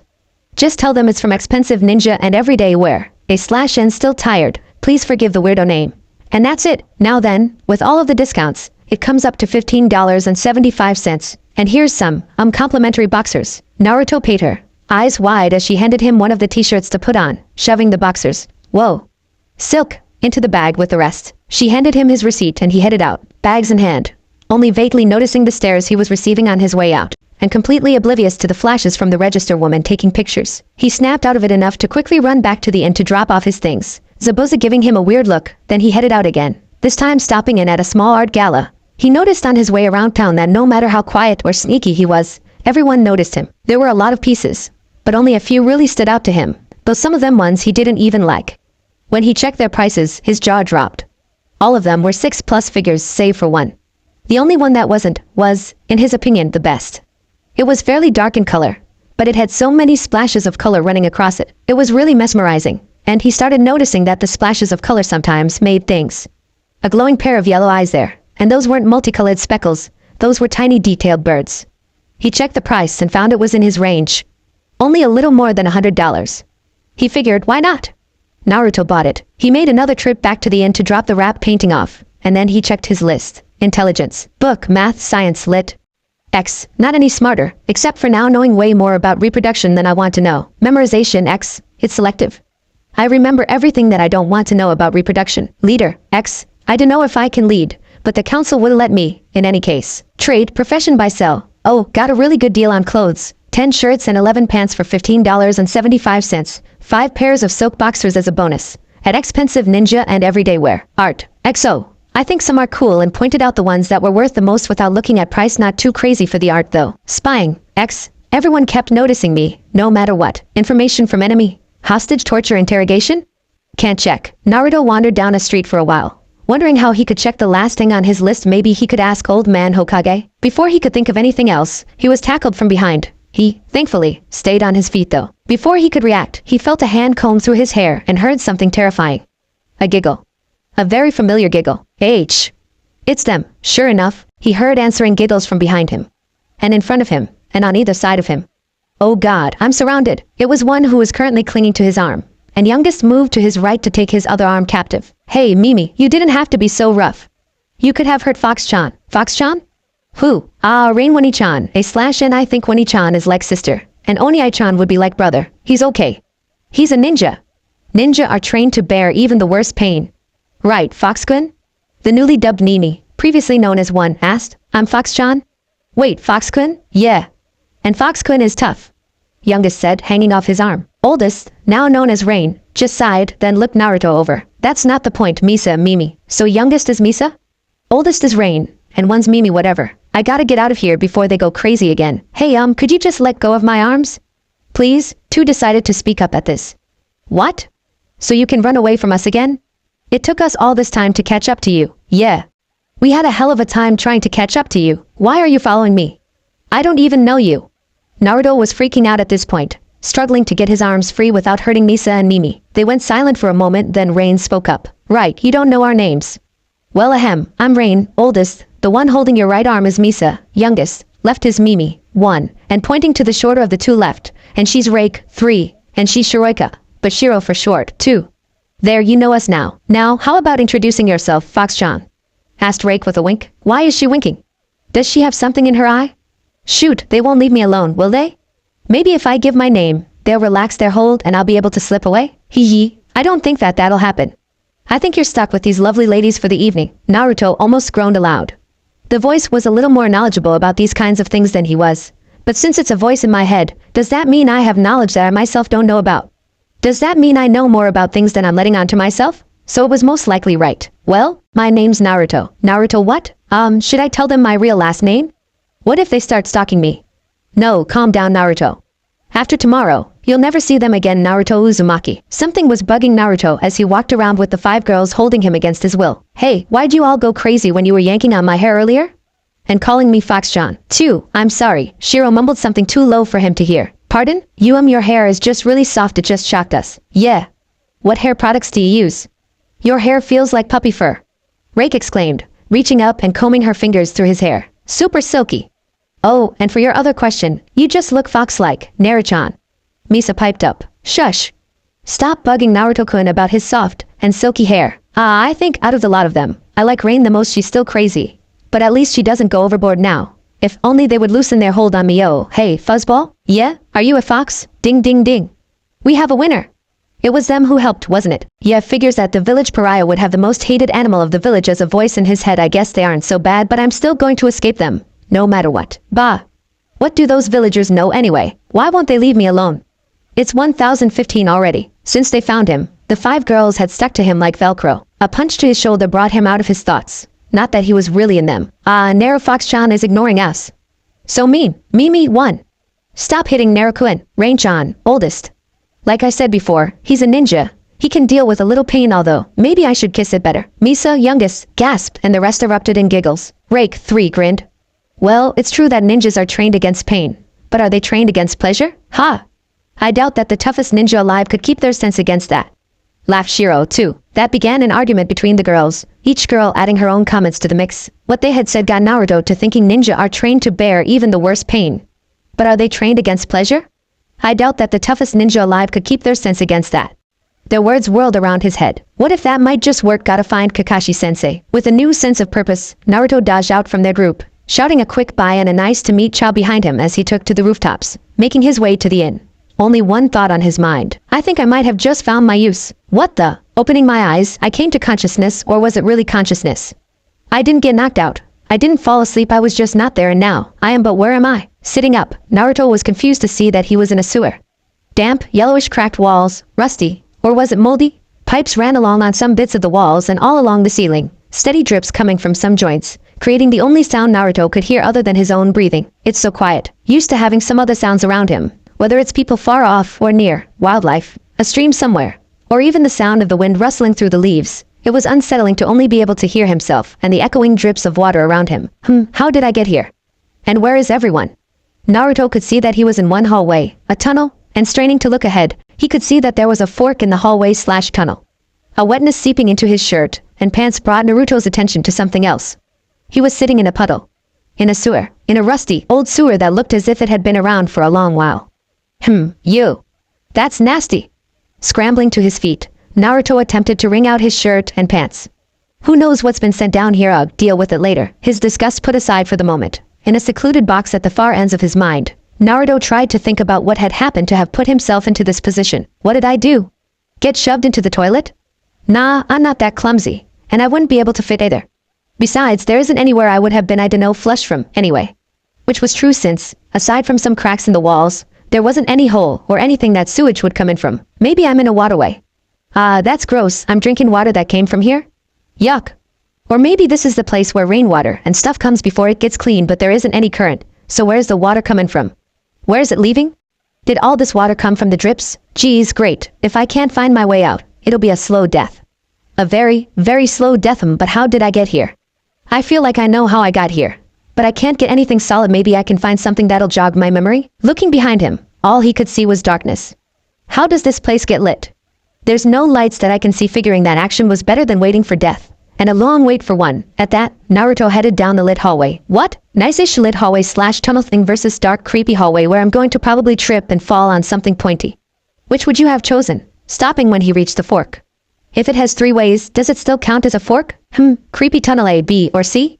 Not too fond of the options. Tunnel A, to the left, Tunnel B, straight ahead, and Tunnel C, to the right, all look the same, with only minor differences. Tunnel A looked the oldest, with Tunnel C looking the second oldest. Tunnel B looked relatively newish whatever. Back to differences. They were all the same yellowish color, with the same rusty pipes running along some parts of the wall, and all along the ceiling. But Naruto felt like they gave off a different color. Does that even make sense? It was kind of like they gave off different feelings. But whether it made sense or not, it was more of a color feeling than an emotional one, though they each gave off some of those too. Tunnel A, for instance. It seemed to have a blue feeling. Not blue as in sad or unhappy, just blue, like on a clear day. The feeling it gave off was kind of lonely and resigned, but at the same time it gave off a sense of purpose, and a kind of faraway happiness, like it only came by for short visits with long intervals. Okay, so that's a lot of emotion, but it still feels more like a color. Same for the rest of them. Tunnel B felt purple. or violet whatever. Everything felt kind of new, like if you just started a new book, or if you got some new jutsu to learn, or if you had been drawing something for a long time, then started to draw something new. It was refreshing, but at the same time pretty intimidating. Along with the new feeling, there was a lot of confusing and conflicting emotions. Like an intense happiness offset by flashes of dread, excitement dampened by disappointment, a great strength of will pushed by a deep fear. I'm not sure if I should like or fear this tunnel. Tunnel C gave off a glowing red feeling. It also felt old. Really old. Even though Tunnel A seemed to be the oldest tunnel, this tunnel gave off the feeling that it had been around longer.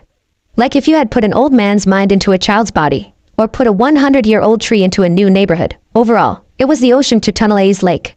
Aside from the old feeling, there's only a few other feelings. A sort of cunning playfulness, an age-old wisdom, and an unpredictable and earth-shattering rage. The playfulness was easy to connect to. It gave the same feeling as the voice did. That was only one though. The wisdom was easy to understand, feeling like it came with the oldness. The rage was what caught Naruto's attention the most out of those three. It was a bone-chilling, deep-seated rage that seemed like it would swallow you whole, crushing the life out of you. The fact that it feels like the voice is as much a safe feeling as that anger is a dangerous one. And that old feeling is kind of intimidating. The bleak, yet happy Tunnel A, the intimidatingly new Tunnel B, or the safe, but dangerous Tunnel C. Those are my options, huh? What if one of them leads to another, and I end up heading back here? Maybe I should make a mark somewhere or something to show that I was here. Looking down, Naruto noticed that he didn't have his weapons pouch on him. What?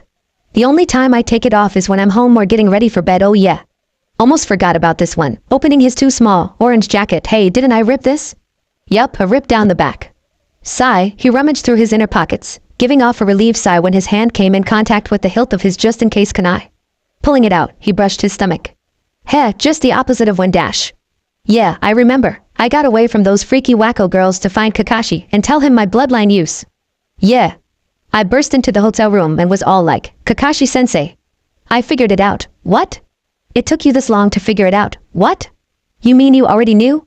I got momentarily sidetracked by Sasuke, who was sitting in his emo corner of emo-ness. Yeah, I figured you already knew that you were an idiot doe, jackass. Trying to ruin my mood. But he won't succeed. Stupid team. Stupid team. Not even you are going to ruin my mood. Kakashi-sensei. Where are you? Kakashi's head peeked out from the doorway to the bedrooms, orange book in hand. Quiet down, Naruto. Now, what is it? You figure out a use? Yeah. I sure did. See? Dodging around the pile of stuff that I had dropped off earlier, I flung myself towards Kakashi, holding my notebook out in front of me. I just managed to stop myself from barreling over him, shoving my notebook in front of his face. Pushing the notebook from directly in front of his face, Kakashi put his own book into a pocket with a sigh. Taking the notebook from where I still held it out, he headed back through the doorway. Following him, I saw that he had sat down on one of 3 chairs in the room.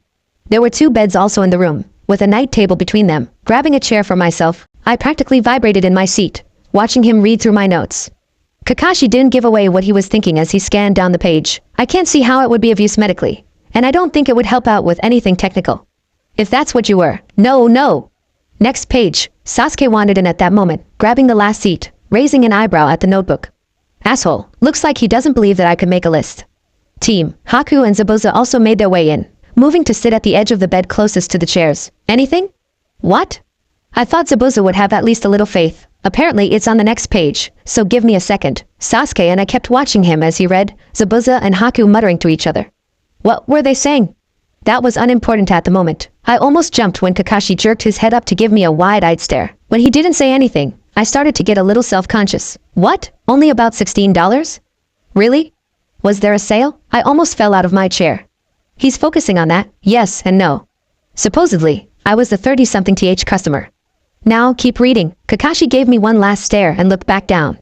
Sasuke gave me a questioning glance. PSSH, as if I'm telling him anything. You can find out from Kakashi, bastard. Oh, Kakashi's looking up. This is, what's with all the pauses? What? Is he going to say it's crap or something? Actually really good, I hadn't thought about using it out of the field, and this helps the village directly too. Good job, Naruto. I admit that I didn't think that you'd make something as organized as this. Taking the notebook from Kakashi's hand, he reached just before Sasuke. Haha, sucker. Zabuza sat back down and flipped back to the first page, Haku leaning in to read as well. It wasn't long until they flipped the page, and an even shorter amount of time until Zabuza started laughing and Haku smiled, both with looks of amazement in their eyes. You are one surprising kid. Sasuke snatched the notebook and scanned through the second page. Then he blinked and reread it, then turned to the first page. He looked kind of startled. Looking up, he opened his mouth to say something. TCH? Probably going to say something like only a dobe like you. Dobe you, bang! The door slammed open to show a frowning Sakura, clutching some bags in one hand and a receipt in the other. Pant who? Hey, aren't those? Hey, Sakura, what are you doing with my clothes? Her eyes shot to me, pinning me with a fierce glare. Yours? You're telling me you got these clothes from ex-new? For only $15.75? Huh. Well, those clothes are from expensive ninja and everyday wear, and yeah, it was only about $16. Evidently, I was the 30-something TH customer today. Why do you ask? Why is she making such a big deal about it? They're only clothes. I never actually got a look at them well. All I really noticed was that there wasn't nearly enough orange. What's wrong with them? Is it all bum clothing? But this shirt is cool, if a little tight. Wow. It went really quiet. Why is everyone looking at me? Or is there something behind me? Checking behind me. All I could see was the wall. Nope, so what? I didn't see the fist flying towards my face at all. I didn't even see how Sakura managed to get from across the room in such a short amount of time. All I saw was wide-eyed stares from the others, and made a mental note to bug Sasateam about his dorky expression, then a sudden pain, then darkness. Wow, Sakura has a mean punch, I thought to myself, rubbing my newly blackened eye. But that isn't quite how I got here. Of all places, Sakura's strong, but not strong enough to send me into the sewers. I couldn't help but strain to look behind me, checking the ceiling for a hole and the ground for rubble. Nope and nope. Besides, I remember things that happened after that. Oh man, the agony going through that once was one time too many. I woke up to the smell of something burning and the sound of the others talking around me. If something's burning, then why am I so cold? And it was true. I was really friggin' cold. Sure is drafty. Wow. My ass sure is comfy from what I felt through my back. I figured I was on a bed. But something wasn't right. Why could I feel so much of the bed? I should be able to feel sheets partway up my calves, not all the way to my thighs. I should feel a lump around my waist from where I tied my orange jacket around my waist. Maybe they took it off so I would be comfy? And what's with that burning smell? Maybe I should, I don't know, get up, or open my eyes or something, and check out what's burning. Maybe someone's cooking? Nah, everyone here can cook. Opening my eyes, I took in my surroundings. Kakashi, Zabuza and Haku were sitting in the chairs, talking in whispers too low for even my hearing to pick up. Sasateam had his back to me, leaning against the doorway and looking to where I assumed was the mini kitchen. Mini because it has a mini fridge, a small toaster, a skinny stove and a too small sink. Sakura wasn't in sight. Looking down at myself, I realized why I was so chilled. I was only wearing the black t-shirt from that X something or other that I put on earlier, and a pair of the black silk boxers. They took off my pants and changed my boxers? What the fuck? Who does that? And what the hell is that burning smell? I was starting to get a feeling of dread deep in my stomach as I shot out of bed and shoved past the team, who, by the way, was wearing that damn smirk of his, to see what was happening in the mini kitchen, to see what I feared was happening. What I saw was worse than waiting the 3 minutes for ramen. Yes, it deserves a capital letter. It's that awesome of food. Heck, it was worse than running out of ramen. There was Sakura, standing in front of the skinny stove, my currently half-empty pack sitting next to her, grinning evilly as she watched wisps of smoke escape from the stove. And what was smoking in the stove, you may ask? It seemed pretty obvious. But even so, I ran to the stove, jerked open the door, turning the switch to off, and could only stare, open-mouthed at the burning scraps that had been all of my orange clothes in my pack. Naruto, come on. You can't be that angry. You have other things to wear. How could she say that I can't be angry? I have every right to be, and I am. They burned my clothes. Sure, they left my boxers and socks, but still. They burned my clothes. You burned my clothes. HN, you were a walking target in those dough. Why'd you go out and buy all those other clothes if you weren't going to wear them? Stupid team. That is not the point. That's not the point. You burned my freaking clothing. My clothing. Besides, I was forced by the crazy lady in the store. You got forced to buy something by an old lady? No. Stop trying to twist my words, you asshole. I just went in there cause I needed one shirt, just one, and she grabbed me and started piling clothes into my arms, talking about some discount or another, and I was too freaked out by the prices, which were all 3-digit numbers, to do anything. Then, she cashed everything up before I could do anything, shoved one of the shirts on me, then pushed me out the door. What was I supposed to do? Fight an old lady? Geez, besides, you burned my clothing. Wait, what? Oh, the match happy, stove happy whatever. Pyro speaks up. And what does she mean, what? I figured it was obvious. I am seriously doubting my crush on her, at the moment. You burned my clothing. No, not that baka. Why do you need to buy a shirt? She's focusing on that. And the team's looking curious too. Both of them are missing the point, cause my other one ripped. Now focus. That isn't the prob. It ripped? How? What's with the doubt in the bastard's voice? Is it so shocking it ripped? And what does it matter how it ripped? It just did. Well, it was weird how it ripped in both the front and back. Yes, it ripped. I was helping out a shopkeeper person with lifting a crate and it ripped down the front and the back. Happy? Now let's move on from how interesting my having ripped a t-shirt is and get to what is important. Why did you burn my clothes? I practically spat the word burn. Sakura had the grace to look ashamed. We're sorry, Naruto. I'm not. Bastard. Asshole. Jerk. Buttface. Octopus. But it was for your own good. You would have presented yourself to be skewered by an enemy ninja and, what? I can take care of myself. I ain't gonna die from being hit by a few kunai. Since I'm going to be the next Hoka, and with that bright orange, you're likely to give away our position. Orange kind of stands out in most conditions. Like in the forests, well maybe but, and in snowy regions, sure but, and in grassy areas, boo, and even in cities and towns. Are you getting our point? Sure, we could have gone about it a little more delicately. I had to snort at that. But would you have actually listened to us? Or would you have just gone on about how you like your own clothes and how you don't care about what others think? I wasn't about to go and admit that what she was saying was making sense. I was still angry with her, and you don't really agree with people you are angry with. But I would give her a break. Even so, I couldn't help but shoot back, but I do like my clothes. And when she looked as if she was about to say something about that, I cut in. B-U-T. I do understand where you're coming from. And I guess I can deal with wearing a little less orange, maybe limited to a shirt, or something, but not all the time. As if I was going to change everything, just because they wanted me to. Maybe I'll wear all orange on my days off, maybe even get an orange cloth for my Hitayite hee. That'll be fun. I couldn't help but grin a little when I imagined what their faces would look like if when I came in with an orange Hitayite. I noticed Sasuke and Sakura share a surprised and slightly uneasy glance when I smiled, and it just made it wider. Deciding to change the subject, I asked something that had been nagging me since after Sakura slugged me. Hey Sakura, why'd you punch me? Was that a blush I was seeing? I saw the clothes bag and checked inside to see what it was. And then I saw the receipt, and the brand name. I was a little angry that one of you managed to get this kind of price. I had assumed that it was that the one who bought them was Sasuke-kun, so when you said it was yours, I kind of freaked. I'm still a little jealous, but you of all people deserve these clothes. That last bit was said with a smile and Sasuke smirking.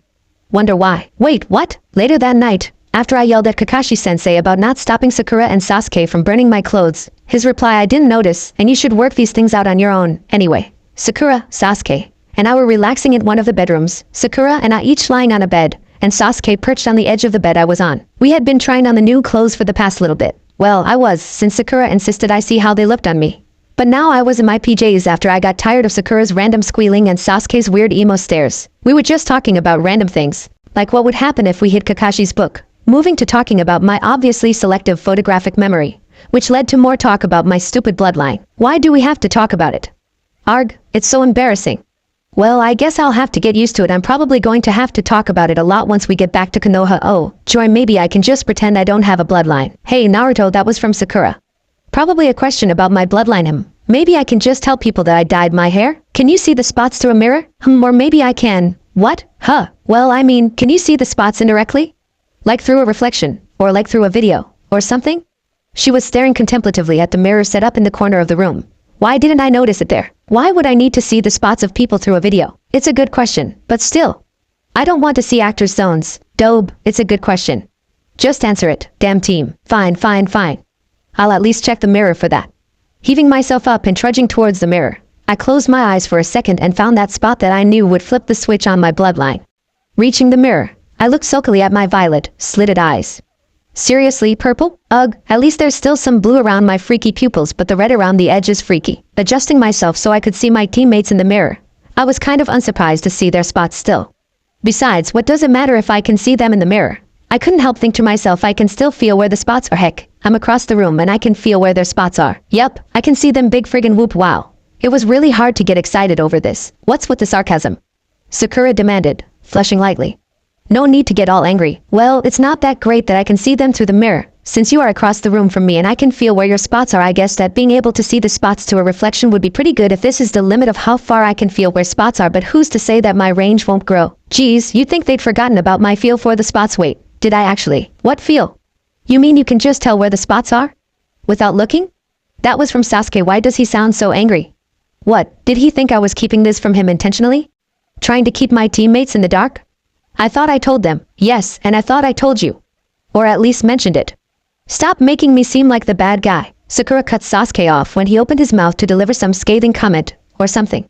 Wow, I never thought that I'd see the day. Whatever, let's just file it away as something interesting. There was a sullen look from Sasuke, and almost an uncomfortable silence followed. Wow, it's too quiet. Maybe I should say something. Do we have ramen here? But then Ichiraka's ramen won't be quite as rewarding when I get back. And any ramen here wouldn't compare anyway maybe. Dobe, can you see any spots on yourself? Why do people interrupt my thoughts so moo? Wait, what did he just ask? What? My voice cracked halfway through the word. Wow, that sounded weird. Hey, did I like hit puberty through that bloodline change?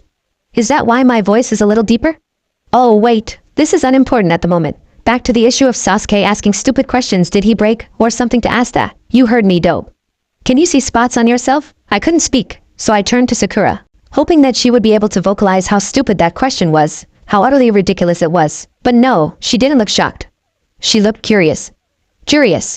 I feel like my brain is short fusing. God, first my clothes, now they're trying to burn out my brain. WWH what? How is that relevant at all?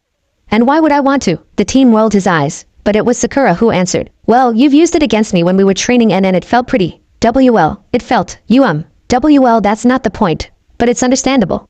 So can you? What the hell? That didn't make any sense at all. It's understandable? Ugh, on teammates with total nut jobs.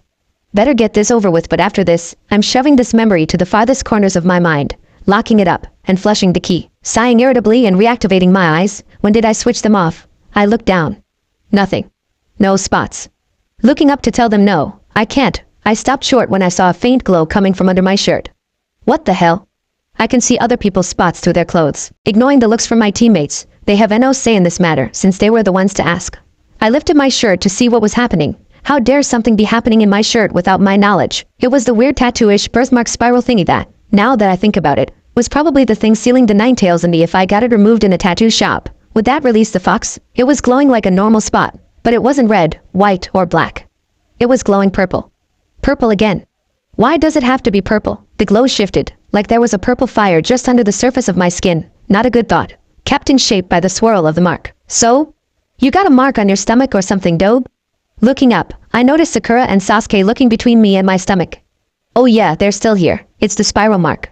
It's glowing purple, I replied, looking back down at the Crayola purple glow that was my belly. Purple now? Is this something else that you forgot to tell us? I thought they were only red, black, and white spots. There was a clear accusation in the team's voice. What's with all the accusations? No, this is new to me too. I wonder what's up. I sent a little bit of chakra to my stomach, and was mildly surprised to see the purple glow turn more bluish. I sent a small look of surprise to Sasuke and Sakura, noticing Sasuke had activated his Sharingan, and Sakura had a slightly worried look on her face. She said something, but I didn't really hear what. I was focused on the glow from my stomach, moving a chakra-filled finger over the spiral, starting from my belly button and working my way outward. When I reached the end of the spiral, I was slightly disappointed when nothing happened. I didn't feel any different. There was nothing new. I looked up to my teammates with a small frown on my face, ready to tell them that it didn't feel like anything when I felt my stomach leap to reside in my chest. It felt like the floor had opened up underneath me, and I was only momentarily held up, just like in a cartoon, until I would drop. My throat closed up, and my eyes rolled to the back of my head. Then, there was only darkness. Then there was only darkness. Then, there was only darkness. Oh yeah, but what happened after that? That doesn't explain why I'm in a sewer, water treatment thingy, or whatever this place is supposed to be. He strained to remember whether there was anything after that. Anything that could have landed him in a sewer, but there was just a blank. It felt like there was darkness, and then he was here. And now, I've been staring at tunnel A, B, and C like a dork while I went down memory lane. I can't remember anything else past the darkness. And I've already figured out that there was no place for me to have been brought down from. No holes I could have been sent down from. Maybe I should just pick a tunnel already, and see where it takes me. Bleak yet happy. Blue tunnel A. Intimidatingly new purple tunnel B, or safe, but dangerous, red tunnel C. I guess I could go down one, then come back and head down another if it comes to a dead end. I guess tunnel A is pretty safe, but I should still make a mark on the wall or something. He still had his kunai in his hand, and he moved it along the wall to the left, making an arrow heading into tunnel A. Then he headed determinedly into the tunnel. The first thing Naruto noticed was the fact that there were a lot more cracks on the walls. They spilled across and up the walls like overlapping spider webs, some parts looking like someone attempted to patch them up, but gave up halfway through. Oh great, I just have to choose the tunnel that looks half a crack away from caving in. Looking up, Naruto noticed that there were mainly blue pipes in the ceiling. Ha, I knew it felt blue. But he hadn't walked long before skinny red pipes started popping up between the blue ones. It was around that same time when Naruto came to a door. What the hell? Slowing down to a stop in front of the door, Naruto could only stare at it for a minute. It looked so out of place. All clean lines in a tunnel full of cracks. It was blue, the same shade of blue as the pipes, and it had an untarnished silver handle. That's odd, and this has been down here how long? Oh well, better see what's behind it. It may be an exit. With that thought, Naruto grabbed the handle and gave a twist. Cold. Dark. Screaming. Me? Yes, but someone else too. Hungry. Cold. Was warm before. Want to go back. Where is everyone?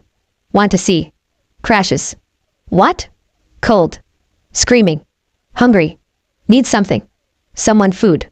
Someone. Warmth. So alone. Where is everyone? So cold. Someone's picking me up. Someone warm. Food? No, but comforting. Person smells good. But metallic. Making sounds. Don't know what. Feeling in stomach. Set on something soft. Surrounding light. More sounds. Silence.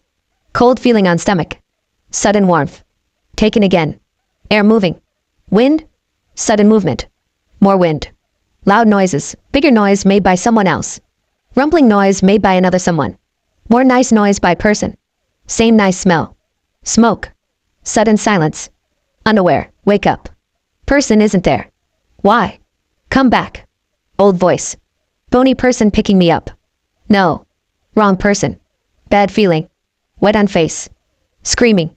Me? Yes. Others? Yes. Many others.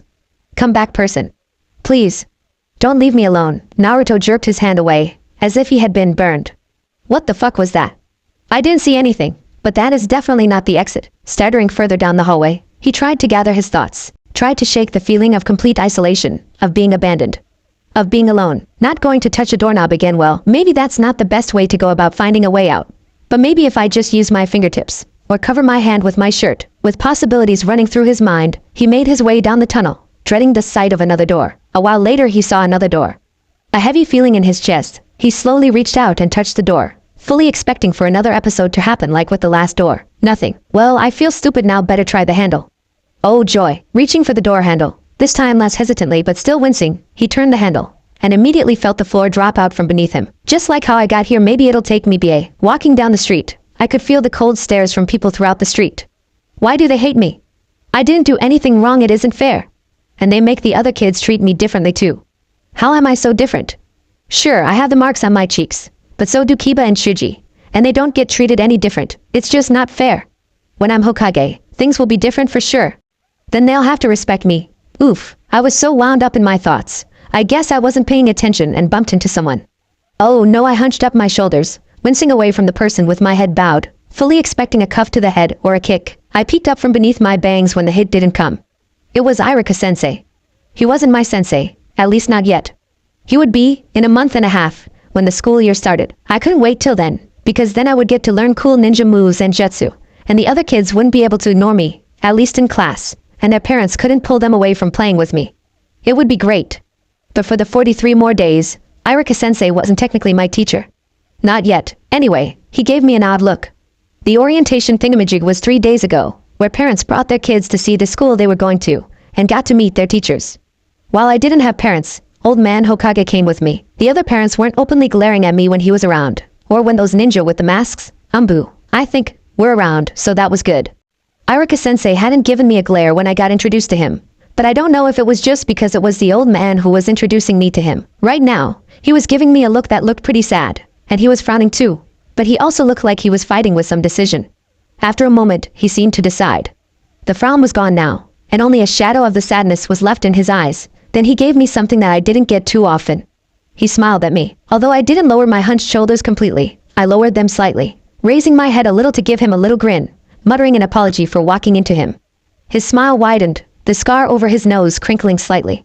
Then, he asked me something that totally shocked me. He asked if I wanted to get something to eat. Maybe talk over what the school year would hopefully be like. Overjoyed, I happily accepted, asking if he wanted to go to Ichiraku's, just stopping short of grabbing his arm and pulling him there in my excitement. He may be nice now, but best not to push my luck. He accepted, commenting on how he liked going there, and we set off down the street, ignoring the looks from others down the street. I was jumping for joy, even risking touching his arm to hurry him before. Yanking his hand back, he stared at the door, shaking slightly. That was me, before I joined the academy. What the frig was that? I actually remember that, so what the hell? Does that mean that that other door was another memory or something? Then, why weren't there any images? Why was it so dark? He stumbled his way down the hallway, still shaking, with thoughts running through his mind, trying to figure out what had just happened. I don't remember that other door, the dark one. But what actually made it dark? Was I blinded or, No, that one was more feeling than anything. Maybe it was from when I was a baby? From when I hadn't even opened my eyes yet? Then who was the person, and what was happening? Using the cracked walls for support, I vaguely noticed that the walls were crumbling more in this area, or that there were more red pipes running along with the blue.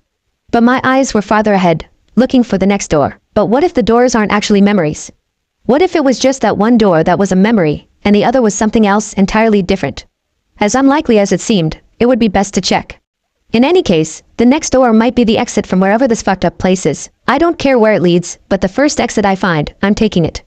Frig, where the hell is the NE? There it is. Letting go of the wall, he sped towards the next door, barely seeing anything but the battered cracking doorknob before he grabbed it and twisted it open, feeling the floor fall out from him just like the last time. Only this time, he didn't just land into himself.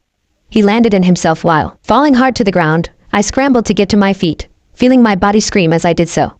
A boot came crashing into my rib cage, bringing me back down from the half-crouch I managed to get myself into.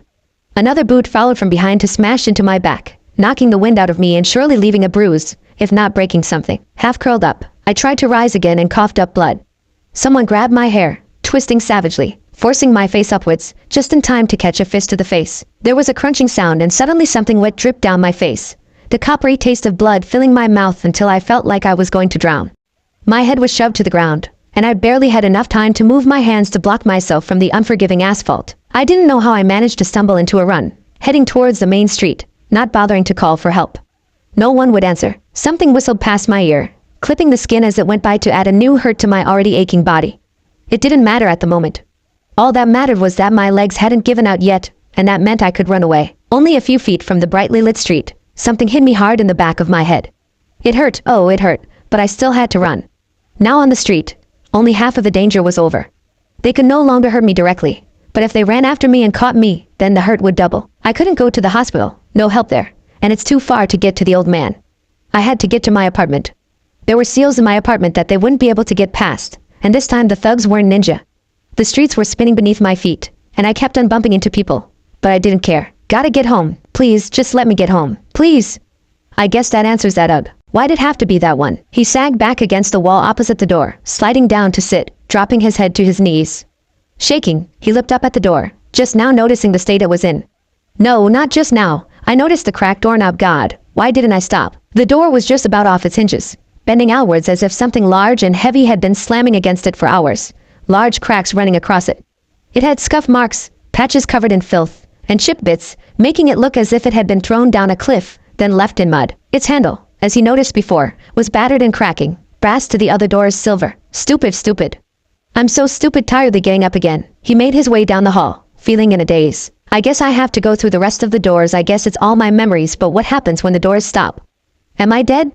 Is this the whole life flashing before your eyes thing? Well, it's not really flashing and there's 2 other tunnels, so whatever. I'll just keep checking the doors for an exit still. I can't help but wonder what's in the other tunnels. So, continuing on his way down the tunnel, he tried each door, re-experiencing parts of his life, some good, some not so much, but none of them were exits.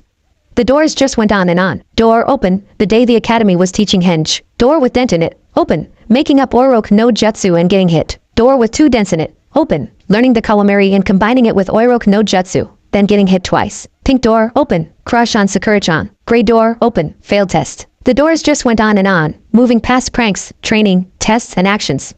How much time had passed, he didn't know, but he started to slow down when he noticed that the memories were from the past few years. It was a scary thought, that he would reach a door that would show him being stupid and tracing the spiral on his stomach, his last memory before he ended up here. But what about after that? Door open, failing graduation. Would I just be stuck here? Door open, stealing the forbidden scroll. Would I just be roaming this dank place, just watching my life, over and over again? Door open, Irika-sensei giving me his headband. What if I just don't exist after it? Door open, teamed up with Sasuke and Sakura. And final test with Kakashi-sensei. What was the point of any of this if I do? Door open, first C-rank mission, first fight. Would anyone actually miss me? Door open, Zabuza encounter. Would anyone remember me? Door open, talk with Haku. Did I do anything that's worth remembering? Door open, fight on bridge. Oh god, how many more frigging doors are there?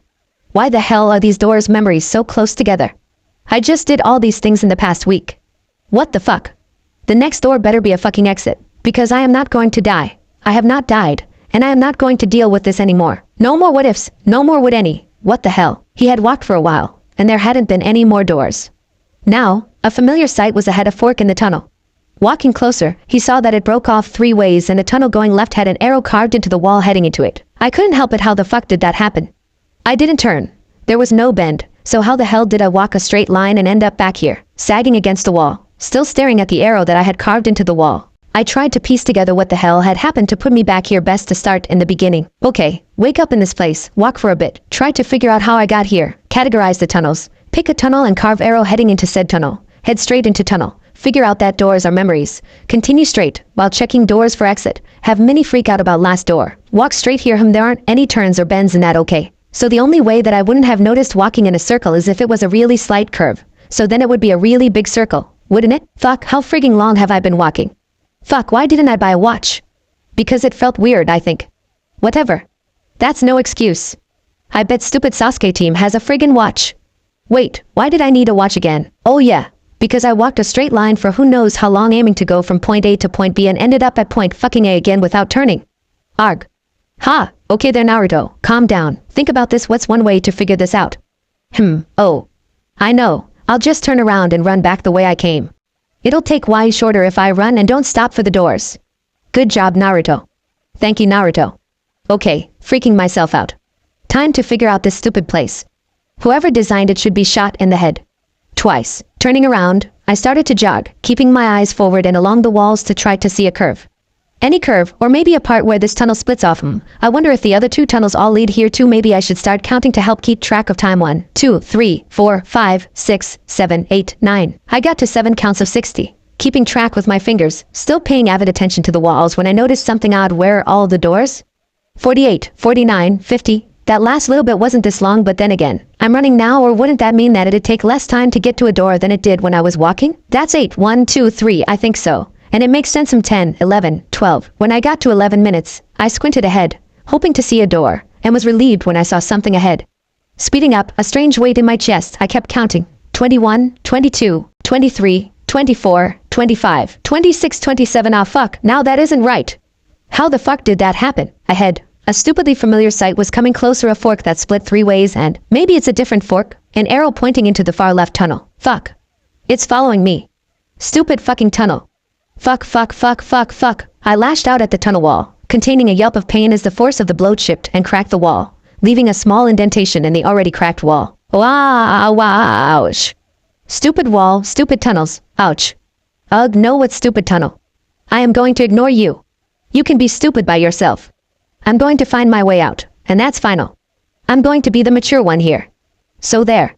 Naya, Naya, Naya. I stuck out my tongue at the fist imprint to further prove my point, then turned my attention to the important problem at hand, which, here it is. Which tunnel do I go down? Intimidatingly new purple tunnel B, or the safe but dangerous red tunnel C? And comfort levels, I go down tunnel C, because it at least feels halfway safe. But wait, is that what the stupid tunnel wants? Is it just waiting for me to go for the one I'm more comfortable with so it can mess with my head and have me walk for possible hours and just end up back here again? Ha! I'm on to you, stupid tunnel. I know your games now. I'm going down tunnel B. So there. Stupid, stupid tunnel. Wahaha, still laughing at the stupidity of the stupid tunnel. That's its title now. It really is. I marched into tunnel B, and my discomfort levels immediately shot up. Damn you stupid tunnel, but I will not let this beat me. Believe it, feeling like my stomach was trying to rearrange itself.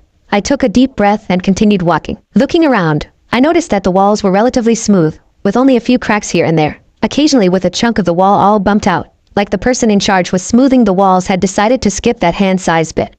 Lazy stupid tunnel maker. It wasn't long until the first door of tunnel B showed up. I wasn't sure whether that was a good thing or a bad thing, seeing as how this tunnel's doors could be more memories, in which case I'd probably start freaking out as soon as it got more recent. What happens after the last door? Or it could be something totally different, but if it's totally different, then why'd the doors stop short from my last memory? This door had a certain theme, like a few of the others, but instead of a few cracks or dents or scratches, this door looked like it was a few seconds away from bursting into flames. The door itself looked to be made of metal, the color ranging from a deep cherry red of cooling metal to the bright red that made spots appear in front of your eyes if you stared at it too long. Heat was rolling off of it in waves, causing my eyes to sting and my hair to feel dry. The door handle didn't look to be as hot as the rest of the door. It was shiny silver and, like most of the other door handles, was completely untarnished. The door frame looked just as cool as the handle, which was reassuring since it was made of a light wood. At least I don't have to worry about catching on fire just yet, but if this door shows me something for a long while, Would the heat from the door make my sleeve catch on fire?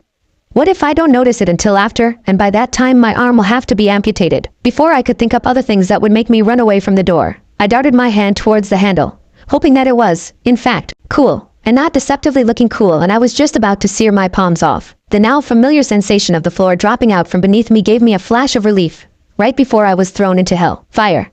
Everything is burning. My skin was sizzling off, each cell feeling like it was individually bursting into flames, eating at my flesh like I would usually go at ramen. Oh God, it hurts. So much. I arched my spine when I felt like there was a searing blade of fire cutting slowly through muscle and ligaments. Oh, make it stop. The fire in my veins seemed to surge suddenly, burning hotter, faster, searing the insides of my lungs. I couldn't scream. I couldn't breath. It was getting hotter and hotter. My heartbeat was pounding in my ears. TH thump, TH thump, TH thump. There were muted voices, sounding so close, yet so far away, like I was sealed into a thick bubble and people were just outside of it. I stopped screaming to take a deep breath, inhaling burning air. When did I start screaming? I became oddly aware of insignificant things, trying to push the burning, the stinging, from my mind, but only succeeding on mixing the two. There was a pebble pushing into my back. Stupid rock. Tears were escaping my eyes, stinging my blistered cheeks before they evaporated. My nose had an itch, just to the left, but I knew I couldn't scratch it, because it would hurt. Stupid itch. All the hair on my body was burnt, eyelashes, eyebrows, everything. It also left a strong smell behind, leaving it to waft into my burned nostrils. Stupid smell. Stupid rock. Stupid itch. Stupid smell. Stupid Naruto. Getting into this stupid situation. I jerked my hand back, recoiling from the door. I crumpled to the floor, into the layer of water, curling up into the fetal position as I tried to hide from the flames that I knew weren't there. Huddling into the water and searching for relief from scorched skin I knew wasn't burnt. Shivering, I stayed in that position for a few minutes, trying to move from the then to the now. I forgot when that happened. I didn't remember anything about it. It was just a blank, but now that blank's been filled and oh, God, how did I survive that? Ugh, no, Naruto. I told myself sternly. You won't let this get to you, it's just a memory. And you're all healed up, and that's probably when you got your bloodline. No, it is when you got your bloodline. People don't just blow up for no reason. So get yourself together and move your butt down the hall, and open the next fucking door. Pulling myself first into a crouch, and then straightening to a stand, I slowly continued down the tunnel. I guess these doors are memories. Maybe Tunnel A's memories are from before my bloodline showed up. And this tunnel is after it showed up, but what would the third tunnel be? The next door came up pretty quickly. The glow from the last door was hardly out of sight. Unlike the previous door, this one was plain with a gray door and a brass handle. Not bothering to be hesitant about it, I grabbed the handle, again feeling the familiar leap from my stomach as the floor dropped out from beneath me. But this time, I knew exactly when this happened, and I didn't get swept away with the memories. I'm looking in a mirror. It must have been when I woke up and first saw myself looking back on this or looking at this now. I don't see why I made such a big deal about this. I mean, the hair is pretty weird, but it's also pretty cool. I've definitely seen weirder. Really, the only weird thing about it is its color. Blonde at the roots, darkening to an orangey color, then a red, and the tips are almost black. There's such a dark color of red. I wonder whether it would stay that way if I cut my hair. I should probably do that in any case. It's down to the bottom of my neck, and my bangs are gonna get in my face even more. Even with the headband, my bangs are gonna get over it. Maybe even keeping you from being able to see the leaf symbol. Or maybe I should just put the headband over it, but that would be itchy. Wow. How long did I actually stare at myself? And why is this entire memory about me staring at myself? Bah, well, I did have a bit of a freak out when I saw myself. I'm bigger, in all ways taller, have interesting hair, and I got a bloodline. But I still wish my eyes were a scarier color, something, anything, more intimidating than purple. My pupils are cool, all slit-like, and they have a bit more red around them. And it's cool that I still have a bit of my normal blue around the edges of my irises, but still purple. Bah, oh, I think this memory's fading. Wow. I was staring at myself for a long time. Weird. That memory was a bit of a letdown after the last one. Not that I'm complaining, that the worst that happened in this memory was a bit of narcissism. Moving down the corridor, I went through the doors as easily as I had in the last part of Tunnel A. A metal door that had a head-shaped dent, open, training with my new ability. Not surprising that it looked like someone had been banging their head against it. That was an awkward experience overall. Door open, situation with the kid, and letting him sleep with me. Aquaward. A door with these scribbles and notes over it. Open. A small talk with Kakashi about the importance of figuring out a use, as well as me making notes. Felt so out of character there, well, except for the procrastinating. A pink door. Open. Being mauled by oldest, youngest, 1, 2, and 3. What were their names again? Whatever, I'm just going to pray that it was at once in several lifetimes kind of encounter. A door with UH spray painted on it. Open. Me figuring out the torture use. 'Cause I figured that out all on my own.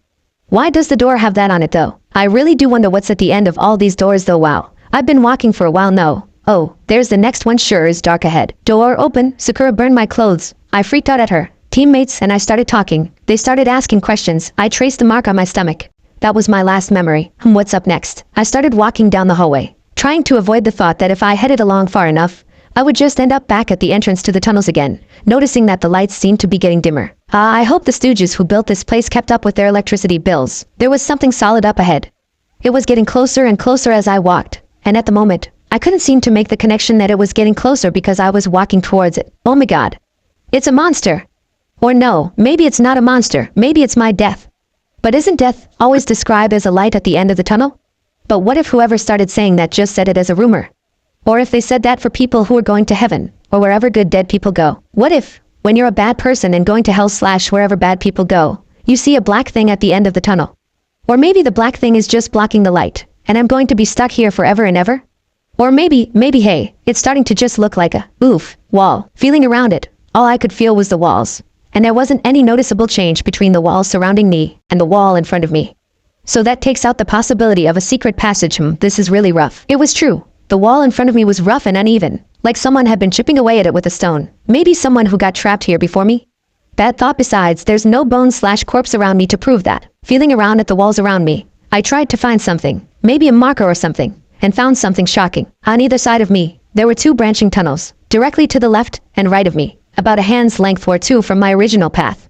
They felt very familiar, but the one to my left didn't make any sense. To my left, the tunnel felt blue, and to my right, it felt red. It was Tunnel A and Tunnel C, but that doesn't make any sense. There wasn't any turn when I went down Tunnel A, let alone a corner. What the fuck? This place is screwing with me. Stupid fucking place, stupid fucking tunnels. This place is just fucked up, down and sideways. Okay.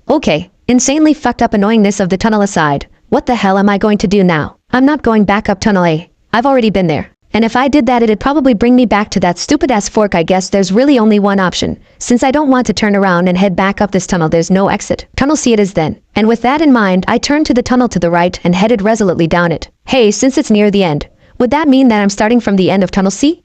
Oh well, whatever. Walking down the tunnel, I couldn't help but be a little uncomfortable, like if you went into a really ritzy old place with a lot of expensive antiques around it. There's the awe at the oldness of it. But at the same time, there's the worry that you're going to make a wrong move and break something. The walls were worn and smooth, very few cracks in the walls, and there was at once a smell like a campfire and the smell of green things, like pine trees and ferns. It was an odd combination, but coupled with the reassuring feeling of the voice, it was nice. The first, or the last, would it still be considered the first if you start at the end? Door came up quickly. It was wrought iron, with heavy bolts and chains strung across it, and its handle was a curving swirl of iron of an ornate pattern. The door was already cracked ajar somewhat, and I wondered what that meant. Would this be another one of the violent memories? But I already finished all my memories with the last door, so maybe this is, like, maybe the future or something? Heh, maybe it's me as Hokage. XD. But that would be silly if I could see the future just by opening the door, but then again it's silly that I could see my past just by opening a door to him. Screw it, I'll take the chance. I grabbed the handle, waiting for the floor to drop out from beneath me, and waited, and waited. What the fuck? The door swung inwards, revealing a shorter passage leading to an open space. The space was large, at least twice as tall as my apartment, maybe even taller than the old man's office, and was a little less than twice as wide as its height. Pipes in varying hues of blue, red and violet ran along the ceiling, some running along the walls in random parts and patterns. All of this was very impressive. I might even have been able to get an awesome echo in here. But what really caught my attention was the gigantic cage that ran the length of the room, the depth of which I couldn't tell because of the shadows. Moving forward, I stared in awe at the thick bars that ran from floor to ceiling. Wow, peering into the darkness of the cage, I wondered what was in there and nearly had a heart attack. What are you doing here? Eyes. Really, really big eyes. And teeth. And nose. Okay. Now how to make an appropriate response. Where'd I hear that voice? Jerking backwards towards the chain door I came from, stumbling slightly and jarring my tailbone. I gingerly got up, my eyes darting from one huge red eye to the next. Where had I heard that voice before? Stupid. Come closer. I did so, jerking back a second time when gigantic claws, that were bigger than me, darted from between the bars. Indignation smothered the fear, and I could feel myself flush slightly in anger. What the hell did you do that for? Asshole. The fang mouth gave a toothy grin, a deep rumbling laugh escaping as the huge slitted red eyes narrowed with amusement. I'll answer yours after you've answered mine. The sing-song tone did nothing for the indignation, though I could recognize the tone from somewhere. It calmed me slightly, though it didn't keep me from being a little, only a little, huffy on my reply. HMPF, as if I know. Someone stranded me in this nightmare of a dump, And I found you now then. Why'd you do that? You could have killed me. Curiosity. That's all. I was wondering if it would 1 break you from your fear, and 2 if you'd be able to move in time. That's all. And you say that you don't know how you got here? I think you have a bit of an idea. At least let me guess. You decided to trace the spiral mark on your stomach, didn't you? Idiot. The voice was teasing, the sound of it as easily categorized as male as female. It had an echo-y sound to it, most of which I lent to the acoustics of the room. It was so familiar. But where could I have? I've never met anyone who's this massive. And I'd never been to this freaking sewer before in my life. I'd remember that. Heck, the only voice that I ever heard that was even remotely like this was wait. Now that I think about it, it's very much like, H. Holy crap, it's you, yes. Me, it's the freaking voice. The freaking voice that I thought, and still think, was just me going insane isn't in my head any longer and is here and huge and here and not in my head and really, really big and has huge teeth and it's here. Wait. It said before that it's a fox. Holy crap, that's a really big fox. Wait, did she just call me an idiot? And how did it know about that? H. This thing probably knows how to get out of here then. Escape. Freedom, how the hell do you get out of here? I demanded, moving closer to the giant bars, though not close enough that the voice could get at me. And who are you? How did you get into my head before? I see that you recognize my voice at least, and you'll be able to get out of here in due time.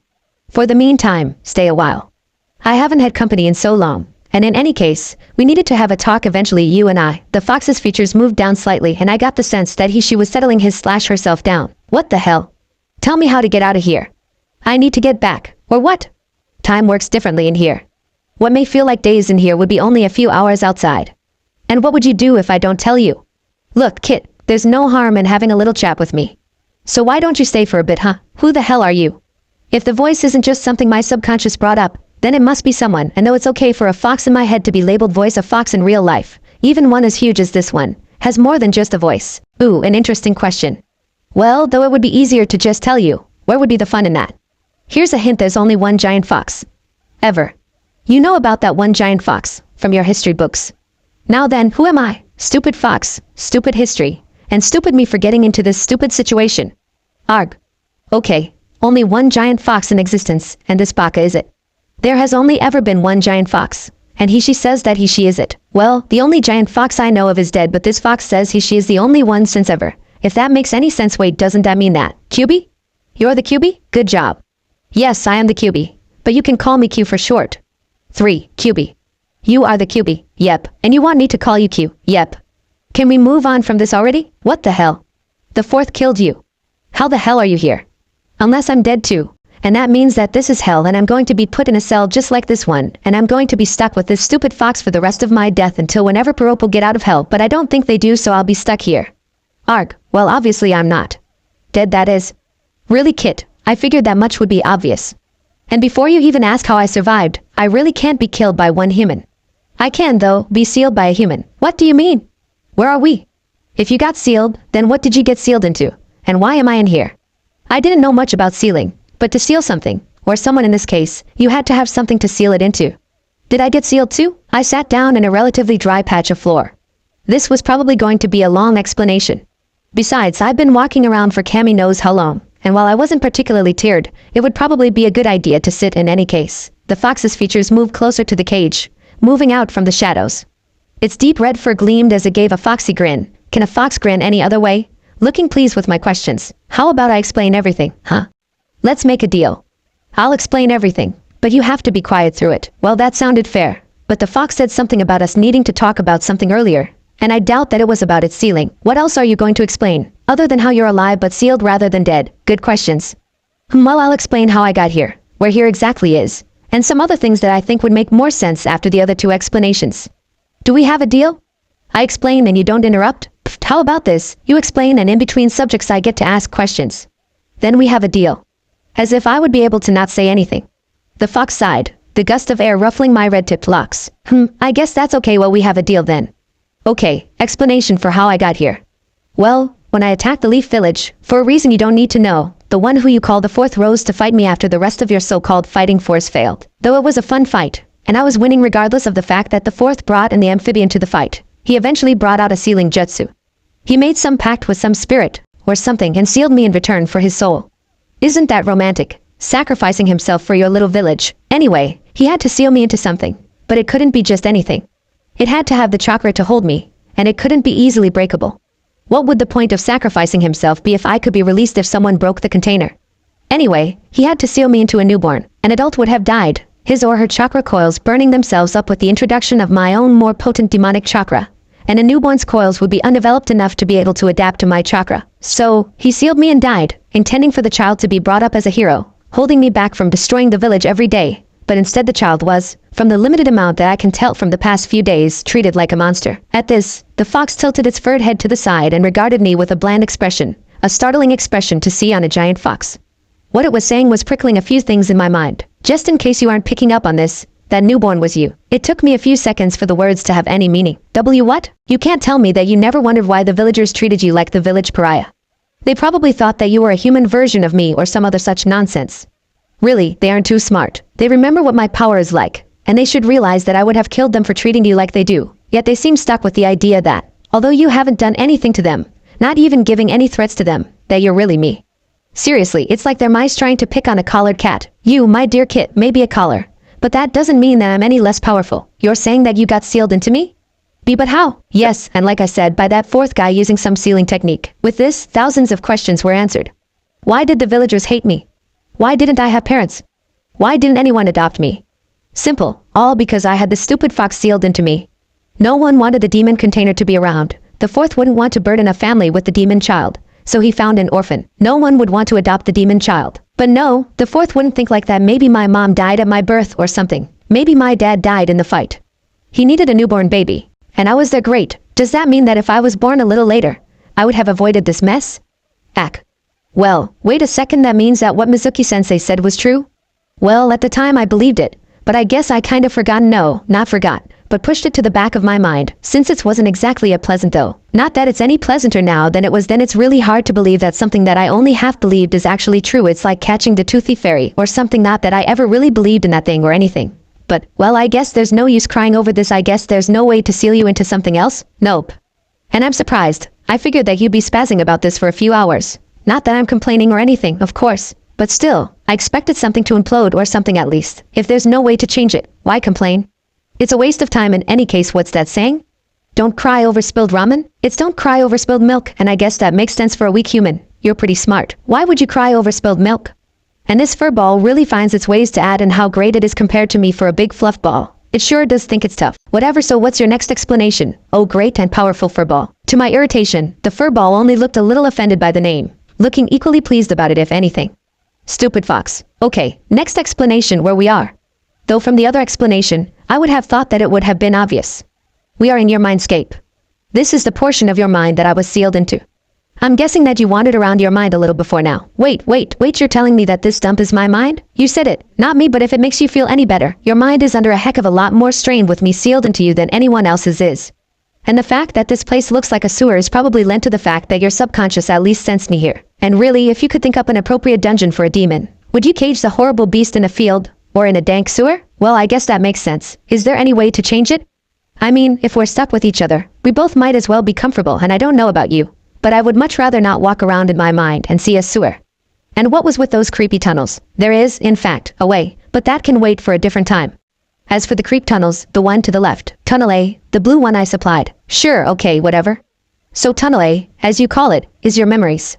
The tunnel on the right, what did you call this one? Before you interrupt, Tunnel C, the red one. The fox gave another fox grin. Right. Well, that one is MY memories. I'd really rather you didn't go down there without my permission. If you do now, your head will probably explode from the millennia of memories. There's some powerful stuff in there, you know. Anyway, if I feel like you need to see a memory, I can now just bring it up and show it to you. What about Tunnel B? If it's not my memories, which it is, by the way, and it's not yours, well, what I told you about the first tunnel wasn't entirely true. That one is your memories up to when your delightful eyes woke up. That means that that's an entirely new section, all because of my crappy bloodline? Well, that's stupid. Now what else was there that we needed to talk about him? The fox's head tilted up and to the side, its whiskers twitching slightly. Oh yeah, next up on the agenda is what you humans call a bloodline. Well, the explanation is about your bloodline specifically, seeing as how all the other bloodlines aren't nearly as great as the one I gave to you. But wait, that you gave to me? You are the reason why I have this stupid bloodline? Stupid? It's not stupid, it's brilliant. You weren't helping me out in the least, so when I had my chance on the bridge I took it. How the hell is me having a pervy bloodline helping you out? And I knew it. The freaking bridge. It's helping me out by taking the edge off being celibate for all of your life. And where else would it have happened? I had to totally remake your structure to be able to deal with all that I want. You should be thanking me, ungrateful brat. What the hell? If you didn't want to be cut off from your escapades, you shouldn't have attacked the village, Arrow Fox. Don't call me that. I'm the great QB. I can destroy you at any. Yeah, whatever you say, you pervy fox. Now what the hell did you do to my body? Why should I tell an ungrateful brat like you? I just made you the perfect male specimen, and you're complaining about it. Ha! All you did was give me the ultimately perverted eyes and give me a different hair color. How the hell would that be considered the perfect male specimen? You gave me an infuriatingly superior look. I didn't just change your hair, nor did I just give you those special eyes of yours. I remodeled your entire body. Your bones are stronger, and I made them hollow so more white blood cells can be produced. I condensed your muscle and changed your skeleton slightly, meaning that you'll be both more flexible and have more power, and it means that your body can take a heck of a lot more abuse. You have even more stamina than you had before. At this, QB gave me a decidedly wicked grin, only a fraction of difference between it and its other grins. I also made it so that your brain can hold more information for longer, as well as enhancing other parts of you. Make that stamina of yours work on everything. Insert pervy fox grin number 573. Is that no way? I must be imagining the darker red around the fox's cheeks. It's a trick of the shadows. There's no way that this giant perv is blushing. But no, even in the limited light, the insides of the fox's ears had darkened in color from their previous light pink to a decidedly darker color. The hell? What the hell does any of that have to do with anything? Why the hell did you do this anyway? There's no way that I'm going to go around having sex all the time. I'm going to be Hokage, so I have to train. Yeah, right. I never said anything about you having to have sex all the time. And why can't you be a little perverted? Please? For me? Come on, you can't be that against it. Being the creator of the sexy jutsu and everything. I made that up because more than 4/5 of the male population are total perverts. It made escape a hell of a lot easier if I just used the jutsu and knocked them out with a nosebleed. Yeah, well, now you can poke someone and knock them out with a nosebleed. And now you don't have to use chakra at all if you don't want to. How great is that? In any case, I'm not taking it back. It took a lot of time to get your genetics just right for your eyes to work like they do. I only managed to kick everything in gear just before the stupid cage brought me back here. Even if time goes slower in here than outside, I was still rushed for time. What exactly did you do? And why can I hear you in my head? I couldn't do that before, damn fox. Well, aside from all the magnificent upgrades to your body, as well as giving you your wonderful new bloodline, I just made a bit more of a pathway between us. You know, I haven't eaten anything for as long as you've lived. I don't remember what a steak tastes like, let alone what it smells like. Oh, smells. How I've missed smells and being able to see things. I've been able to taste and smell and see and hear all the things that you have since I fixed your body. It's wonderful, but I have to tell you, kid, if you ever want to grow any more, you should add something more to your diet than ramen. I managed to reverse some of that malnutrition and give you a more normal height. But I'm not going to blow up your body every few years just so that you can eat unhealthy amounts of ramen and stay a normal height. As it is, you're never going to be the tallest person, but I'd rather my container not be a midget. What's wrong with ramen? It's healthy. You have meat, unless you get vegetarian, grain, vegetables, and I drink milk myself. Yeah, that's another thing. You aren't supposed to be able to chew milk, kid. That's just not healthy. And what if you're on a mission and your stomach decides to rebel? How professional. Oh, sorry, the soon-to-be Hokage can't come for a mission right now. He's on the toilet. I had to wince at that, but it isn't my fault if I don't always have the time to go out and get groceries. In any case, there's no way to change your body back to the way it was. Not that I would if I could, because this body is much better than your old one. And what was it that you said before? Something about how it didn't make sense to spaz about something that you can't change. Something about not crying over spilled me. Ramen? Well, whatever. Just don't do anything else like that. That was painful. Ah, what a wuss. You only had your body remade. Okay, how about this? You have our body explode, then try to tell me with a straight face that it doesn't hurt. I'm the great QB. Kid, I don't need to remake my already perfect body. Sure, you're perfect. Perfectly arrogant. Damn fox. Oh, you win me, kid. Too bad we can't continue this conversation, at least not face to face. You need to wake up now. And don't mistake my words, this all happened, but you need to get up from the ground. Here's a tip for next time you decide to trace that seal on your stomach: do it on a bed. The room was starting to get darker around the edges, and the fox's strange, maybe male, maybe female voice was gaining an echo. Wait. What the hell am I supposed to tell them? Well, you should tell that teacher of yours the truth. It's your choice whether or not you want to explain to your little friends about me. Have fun. Ack. Stupid fox. The rest of the room faded to black, and I felt the floor drop from underneath me, echoes of the damn fox's chuckles fading in the blackness. Grow up soon? This wasn't in the least like waking up. I was just, well, not sleeping, and not knocked out, but I just wasn't awake, and then I was. Maybe. Wait, he's moving. Naruto? You okay? A gloved hand lightly shook my shoulder, and I took stock of the situation. I was on a soft thing, a bed probably, and I could feel a number of people around me. Just by their sense, I could tell it was the rest of Team 7 as well as Zabuza and Haku. Slitting my eyes open, I let my eyes get used to the light, getting up gingerly, expecting some sort of pain for some reason. All the times that I've woken with people around my bed, there was always some sort of pain. Thankfully, there was only a slight pain in my tailbone, probably from when I fell hell. Does that mean that that stupid conversation with that stupid fox was real? Fuck. Arms wrapped around my shoulders from the side, and I felt a slight flush move its way up my face. Her arms removed themselves for me with a final squeeze, then I felt pain blossom at the back of my head. Oh. What the hell did you do that for? You don't just hug someone then punch them, you idiot. You made me so worried. Baka. What the hell was with that? Hey, you two were the ones who got me to do it. Why are you blaming me for? Baka. Don't try to blame it on us. And what's with you caving to peer pressure? What happened exactly? Asked Kakashi, cutting me off before I could reply to the unfair verbal attack. His calm, borderline lazy voice a sharp contrast to the shouting match between Sakura and I. How the hell am I going to explain this? Frigging hellum. Sakura and Sasuke team re-asking if I had spots on me, and what they did. I checked, and I had a purple thing on my stomach, and I was curious, so I traced it. Then I got knocked out. Had a strange dream and everything. I gave Kakashi-sensei a pointed look. There was this giant fox thing, and it was in this gigantic cage. Freaked me out at first, but then told me all this bizarre stuff. Don't remember even half of it though. Hee. I rubbed the back of my neck sheepishly, giving Kakashi-sensei another look. HN dope. Only you'd get scared of a fox in a cage. Stupid team. It wasn't just any fox. It was a gigantic fox. You'd be freaked out too if you had those kind of chompers grinning at you. Its teeth were bigger than I am. Dope, that isn't that hard. I grinned when the team cut himself off, my eyes narrowing with glee. Yeah, no more height jokes, Satine? Turns out, we're the same height now, so the stupid team couldn't bug me about my vertically challengedness. Heck, I couldn't wait till the guys from class see me. No more size jokes. The thought brought a smile to my face, at least until I realized that along with my height, they'd also see everything else, the hair, the eyes, everything. It wouldn't be long until they heard, from me or from rumors, that I had a bloodline, and if it got out what it is, oh man fuck. I think I need a bit more of an explanation, Naruto. Kakashi sent the rest of the group from the room, claiming that he also had to help me figure out how I was going to explain my new bloodline to the Hokage. Zabuza muttered but complied, Haku following after him with a wave.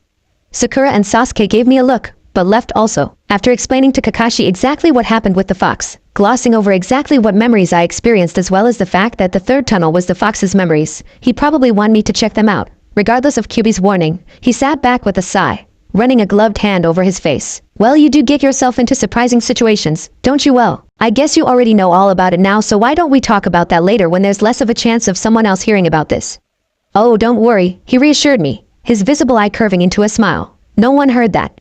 But next time you should be more observant. I sealed the room, so no one heard a thing you said. Now then, we really do need to figure out how you're going to introduce your oh-so special bloodline to the council.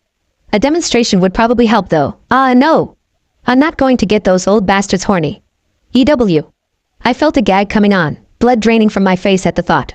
Nasty, nasty thought, Kakashi sighed, looking a little pale himself. No, I meant a demonstration on an enemy need.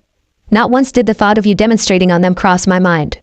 They probably accuse you of trying to seduce them to the dark side or something. Both laughed at this. LOL, come over to the dark side, we have cookies and candy and t-shirts that say we have cookies and candy. Anyway, I'm going to leave what you say to you, but here's some things you should focus on. You should tell them what it does, but play it down at first. We don't want to get them worried now, do we? As if I could play it down any more than it actually is. How freaking serious will they take me? Oh, hello, you already know me. Yeah, the demon kid, oh yeah. And just a heads up, I got a crappy bloodline, yeah. I can make someone get knocked out with just one poke. Of course it's with a nosebleed and the guy will have one hell of a boner when he gets up. But still, sure, great. You should also make its use known almost immediately. They'll probably discuss things, then ask you to demonstrate. Kakashi gave me a look that said that would be more of a demand than a request. You'll be brought to the interrogation complex where you'll probably meet Ibiki Marino. After that, you'll be on your own and you'll have to prove you can get information out of enemy ninja with your bloodline. Who's this Ibiki Marino guy? Ha! Remembered the guy's name and everything. He's the head of the torture and interrogations department. He, depending his impression of you as well as depending on his mood, will be the one to show you to the nin you'll be interrogating. Great, maybe if he doesn't recognize me, I won't be stuck with some tough mute nin. Well, maybe. Do I get any information on the nin? Like what they want to find out from the guy, where they found him, that sort of thing. Kakashi looked pleased with my questions. If you aren't given them, you can always ask. I don't know much about the department, but I'm pretty sure that they have files on all the nin that they've had there. I think that they make the folder up immediately, adding more information about the Nin as it becomes available. So in other words, Kakashi knows that they have files on all the fucks that end up in there. And I'll have to ask if I want to see any of it on the guy I'm going to interrogate. Great. The door opened then, Sasuke and Sakura walking in. I think we should be helping out with this. I mean, if Naruto has to go through with this, we should support him, right Sasuke? Besides, Naruto isn't the best at organization, so we have to help him out. If Naruto gets sent to another team, I know it won't be because I didn't help him, though I felt happy that Sakura wanted to help. If a little annoyed that she still didn't think my organization skills were great. Didn't she see the list? I couldn't help but think that being removed from the team wouldn't be the worst thing to happen. Soon enough, I had an idea of how I was going to make my bloodline look well. Not exactly great, but I at least knew how to make it look like it isn't totally useless. Sakura made me run through what I was going to say over and over again, with only small comments in between each repetition before she questioned me again. It only stopped when I interrupted myself with a big jaw-cracking yawn and a complaint about being exhausted. Only a dope like you would be tired after that long of a nap. You were out for 3 hours, dope. I gaped at him. No one had told me how long I was out for, but it wasn't any lighter than it was when I started the talk with my 2 teammates. So I figured it wouldn't have been that long. Q said that time was slower in my what did it call it again? Mindscape. That's it. So it said it was slower. And I was in there for a heck of a long time regardless. The stupid team doesn't have to bug me about it, not like he has to deal with seeing spots all the time even if I don't see them right now. The stupid fox made my memory better so I remember where all the stupid spots are. I glared at him, letting a bit of violet creep into my eyes. The team retaliating by letting his own eyes go red. So what is the sleeping arrangement? Sakura asked, breaking the staring showdown. SAS team and I were having